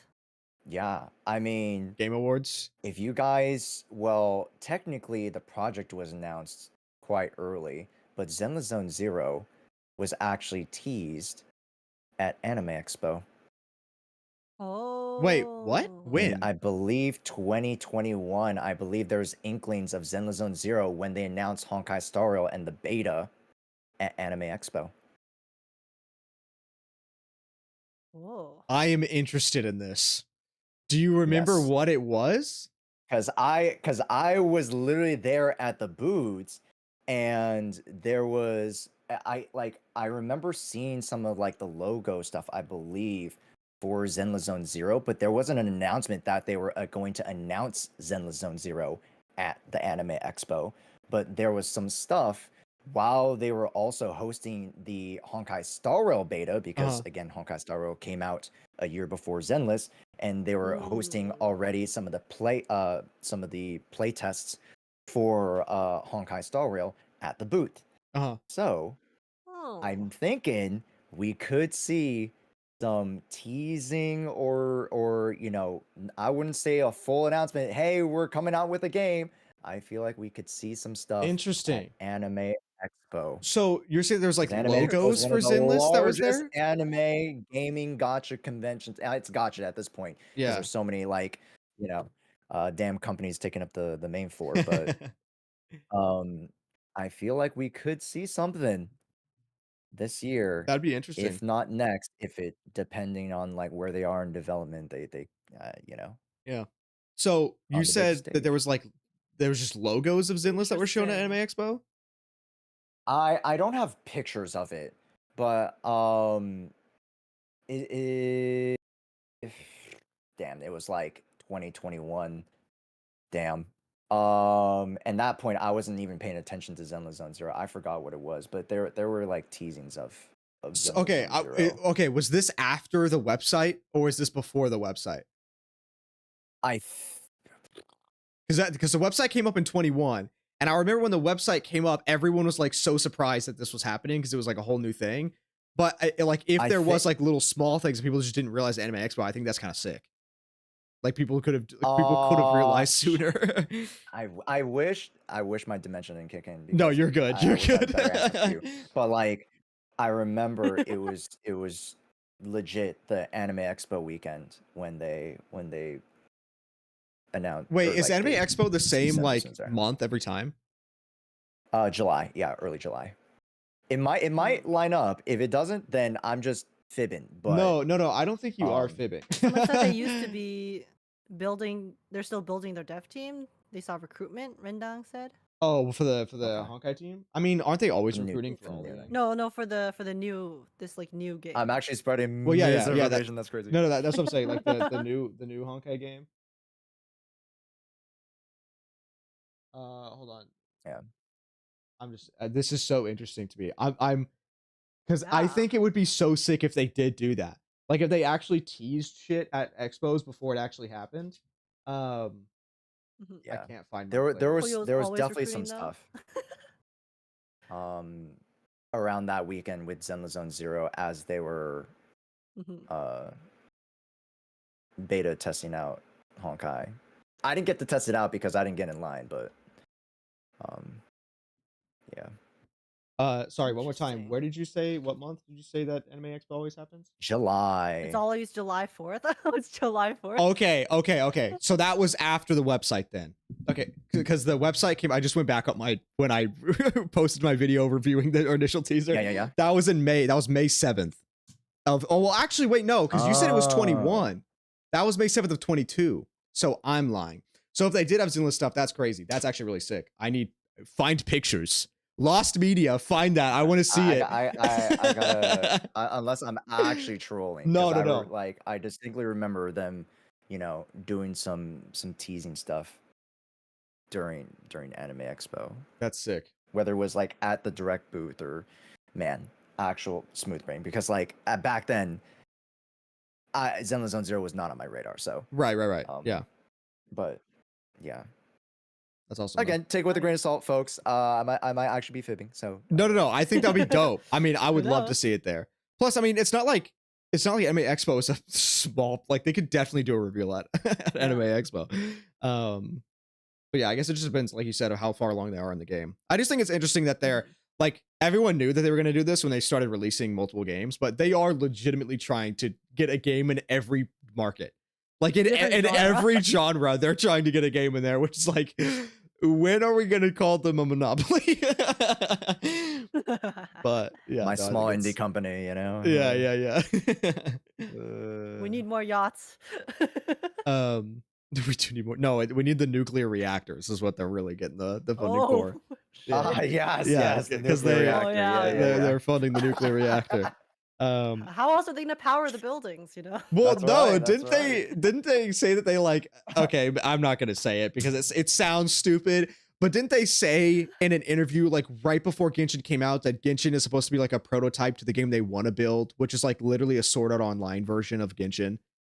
like It where they was something to develop that effect. where I they remember. develop the Something- I tech remember where you something, go yeah. into I the don't remember game. exactly. Yeah. But like, where are you gonna get the power to do those devices? Nuclear reactors. That's how. That's why they're funding it. Okay. Right. Nuclear reactor powered SAO is what Also, we're we're gonna gonna get our getting. nuclear content. Nuclear reactors. Yeah, Come on, exactly.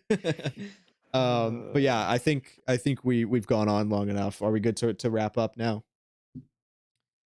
I miss you guys. I know. I miss you We could talk too. for ages. I missed you too. No pun intended. Nice. Puns always intended. Right. But yeah, do we have any other topics? I'm yapped out. I think Okay. we can always circle I back probably and have to go. I have to go finish packing. Yeah, I need to go and do a final touch. I need to let this girl out first of all. You can see her looking at the camera. Hey. She's like, and then I "Hey, need- yeah, yes. and then I do the final I need to touches do my on Gotta her. fly business. though. Gotta fly though. Yeah. Oh, flower event. We're not gonna talk about that, by the way, chat. I'm the only one who's done it so far, so we're gonna let talk them about it next time. experience it. Yeah, we'll talk about it next time. But yeah, so to wrap up, since I'm the host this time, Age, if you'd like to go first, since I introduced you first. Oh, okay. Well, Introduce. yeah. Introduce myself. Yeah, thank you guys for coming. Hope you guys had fun. My name is HKK. I don't know how to pronounce my username. But yeah, I play lots of Zenless, Wua, Honkai Star Rail, Reverse, and hey, if the Nodkai stuff is good, maybe I'll come back to Genshin too. Hey, there you We shall go. see. We shall There see. we go. And yeah, I post lots of reactions and covers on YouTube, and I'm trying to branch out and do more than just reactions. So I've been doing some story reviews lately. Oh, actually, hell so yeah. anyways, Nice. yeah, it's been exciting. But yeah, that's me. That's me. Thanks so much for having me. Sorry if I got a little bit heated earlier. talking No. about Genshin, You but need it to be heated. The passion needs to be I shown. needed to let it out. My The frustration. passion of the Genshin, community flowed within you. Yes, Yeah. it went into my sternum and then had to come out. So. Yes, But amazing. yeah, that's me. Goated, and congratulations on reaching partner as well. Huge job. Thank you again. Everyone, don't forget Thank you. to follow and check out. Biggest celebrity. Biggest celebrity, and then Josh, introduce. Hey, folks. Yep. Things got a little heated at the end, but it was a fun conversation nonetheless. And hey, if you guys would like to catch more Zenless zzzero, a few Genshin stuff, I just started Wuthering Waves, so who knows? Thank you for all the Hey! follows. Thank you. Hey, you could see me there pulling for Zani, maybe. I think that's the character right now. And then Yeah. there's Yes. another Yes, it is. rerun character in the Anniversary 90 before. Anyways, I get sidetracked. Hey guys, for joining us, and you guys can catch me at jshua on all my platforms as I continue to talk about Zenless zzzero, current events, meta. I'm more of like the meta guy. So yeah, like combat. Come check us out over here. Hell yeah. Yeah. Yeah. And then I'm on the. Before Yes. you finish Yeah. with the big shebang. We do have a Minecraft server that Oh, we're starting next week. Mm. oh, is that next week? Oh, So- freak. It's already next Oh, week. Yeah, freak. it's Oh, already next shit. week. Oh, Yeah, it's already next week. So be on the lookout for us. You'll see us in the mines next week. We'd be mining. Probably. We'd be mining. Yeah, that's Yeah. actually gonna be Chicken jockey. that's gonna be chicken jockey. That's gonna be so fun. Yeah, no, I have not played Minecraft in a long It'll time, be so it's hype. gonna be fun to do that again. So yeah, same. look I forward to haven't that. played since the big update. So Yeah. Yeah. We do have a lot Lots of fun cooking in the stuff to explore. background. We have a lot of ideas cooking up that we want to do. Oh yeah. Yeah. we do. I actually am going to Yeah. reach out after this podcast and see how quickly we can get that one thing that I was talking about done, which we don't need to go into right now, but I will. Yeah, do it. we'll let you. We'll let you. a little Yes, teaser. little teaser chat. tease. Because Anyway, my name is zzzero Vanity. I stream on YouTube and Twitch. I'm on the opposite side of meta. I do lore. I mainly cover Zenless lore, but I am getting back into Honkai Star Rail, so maybe if I catch back up, then I can start making videos on Honkai Star Rail again. The only reason I dropped Honkai Star Rail before was because I would just dove head and entire body first into Zenless. But eventually, if I can ever make this a full-time thing, then I can get rid of my 9 to 5 and replace my 9 to 5 with other games. So that would be fun. But yes, Hell I yeah. stream on YouTube and Twitch. And what else? Oh, I'll be having a complete season 1 recap for Zenless. Speaking of the lore, it's gonna be like 2.5 hours long, probably. I have no idea exactly how long it's gonna be, but it's probably gonna be around there. It's gonna be hype. And then that'll get you ready for season 2 if you are not caught up on anything there. And an Exaltus vid coming soon. That's it. Thank you guys for watching. Thank you for joining episode 8. Next time, I think we'll have a guest. 5 stars. You know you want to. Yeah. Oh, yeah. Spotify and Apple Music, I think, and other places. So yeah, make sure to rate the podcast, be goated, and share it with your friends and your mom and your grandma and the rest of your family. Because I'm sure they would love to hear us yap about And your dog gacha and games. your cat and your pet fish. Yes. Yep. Turtle. That too. Yep. Okay, let's cut it off before we go through the whole Noah's Yeah. Ark. Okay. Bye, Bye. See you later. Thanks Bye, for joining, guys. chat. I appreciate it. Have a good night. Thanks for listening. All right. Boop. Amazing. Beautiful. Spectacular. Yippee. Goated. Fantabulous. Well, it's nice. It was good to I'm catch up. tired. It's been. I know. I think we're tired. It's been a very busy week. It really has Bro, been. and you Yeah. were fucking caught in traffic like that. Like, bro, I I'd be know. mentally so checked out. Well, honestly, I don't Ugh. really check out in the I'm jamming to tunes. I was actually blaring Rappa's theme on repeat because I heard it for the first time yesterday, and Yo, that it's shit so is good. so good. Why is that theme so hype? Bro, we didn't talk It was about sung by HSR. Zale. I It's wanted to okay. catch up with you and your HSR. We'll do it next time. Oh. Yeah, I'll be more caught up next time, so Yeah. I'll have more to talk about. Because Mm. literally the only thing that I finished is okay. the Slumber Nano, which people don't want to hear about. I won't banana all over chat, so we'll we'll do something more later. Is the Slumber Nana before the Shanzo stuff? What Next Shanjo I stuff? think it is. There's like another arc, the Fei Shao. I'm pretty sure. Oh, no, yeah. that's after. I already did the Fei Shao stuff. The Fei Shao Oh, stuff okay, is okay, the curse stream where I went over 12 hours and I lost the last hour, and that's like gone into the Or- void. Oh, I the fugue stuff. you Next haven't is gone the to that. Sunday Fugue thing. Yes. Yeah, Sunday Okay, Fugue. cool. Yeah. Okay. That's where we are. Yeah, Okay, that sounds cool. pretty interesting. So yeah, I'm excited to get back. I'm into excited that. for you to get to Emphorius. Holy I know. shit. I really am I too. am so invested in Emphorius. I'm Once very. you get there, I'm going to be blowing up your DM's ass. Yeah, do it. I'm excited. I'm really excited for Cypher. She's a cutie. I want to see her on screen. I've been seeing some clips no. of Cypher. Her model is so good. Her model looks so really good. good. I love me a cat going- girl. I was going to skip, and then and then I saw her model in game, and I was like, It's really good. It's really good. "It's over. It's Yes. over." But yeah, I'm gonna peace out here. I got to do some final touches on the sponsorship video so I can get it out. And get it like Oh yeah, approved. congrats on that again. Yeah, thanks. I'm gonna be I using also have literally my first one. all of the money that I make from that into Zenless projects. Yeah. I'm not gonna lie. I will be doing community stuff with it. I got No, you. 100%. But yeah, But- all right. Josh looks like he's about to pass out. so Yeah, you go Yeah. rest, Josh. All right, Alright. I'm gonna head out. we'll Bye, leave you bye. I'm guys. gonna head out and pack. But yeah, See you bye, later. Oh yeah, have fun on your guys. See trip. ya, Like see ya. actually leaving to the yeah. Have fun with that. Yeah, and take thank you, pictures. thank you. Please give us real-time updates. Yes. Thanks. Dang. All Give right, us some real-time Twitter updates. Okay. Bye-bye. Yeah. Bye-bye. Bye. I'll let you guys know once I take a. Oh, okay. I left way too fast.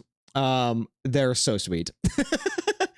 that looked really bad. Anyway, thank you guys for joining. I really appreciate it. I hope you guys enjoyed. We actually had a good little chat about Genshin. I'm really surprised that the Genshin chat lasted that long, but I did enjoy it. I did enjoy the Genshin chat. Why am I so low? Oh, it's because I raised it up. I was like, why am I so low on the thing? Anyway. Oh, I need to close out of the Twitter, or not Twitter.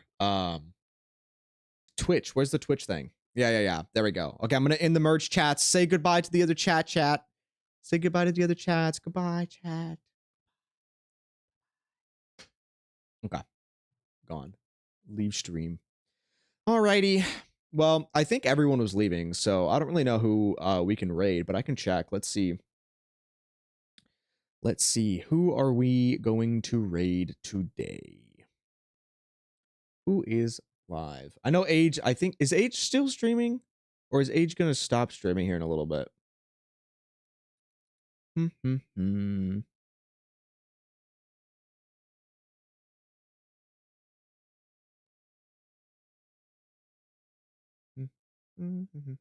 Oh, Yesenia is streaming. They're playing Nikkei. You guys want to goon? We're gonna goon. Be nice. Be nice. I'm gonna send you guys over to Yesenia. VTuber. Very cute. Goated. Goated. Where is my chat at? Hold on. I love gooning. That's crazy. That's crazy. YouTube, is there anyone I can send you over to? Let's see. YouTube side. Edit. Customization. Redirect. Anyone? Anyone? There is literally no one on YouTube. Okay, YouTube. Goodbye. Twitch side. Have fun with the raid. Be sweet. Be nice.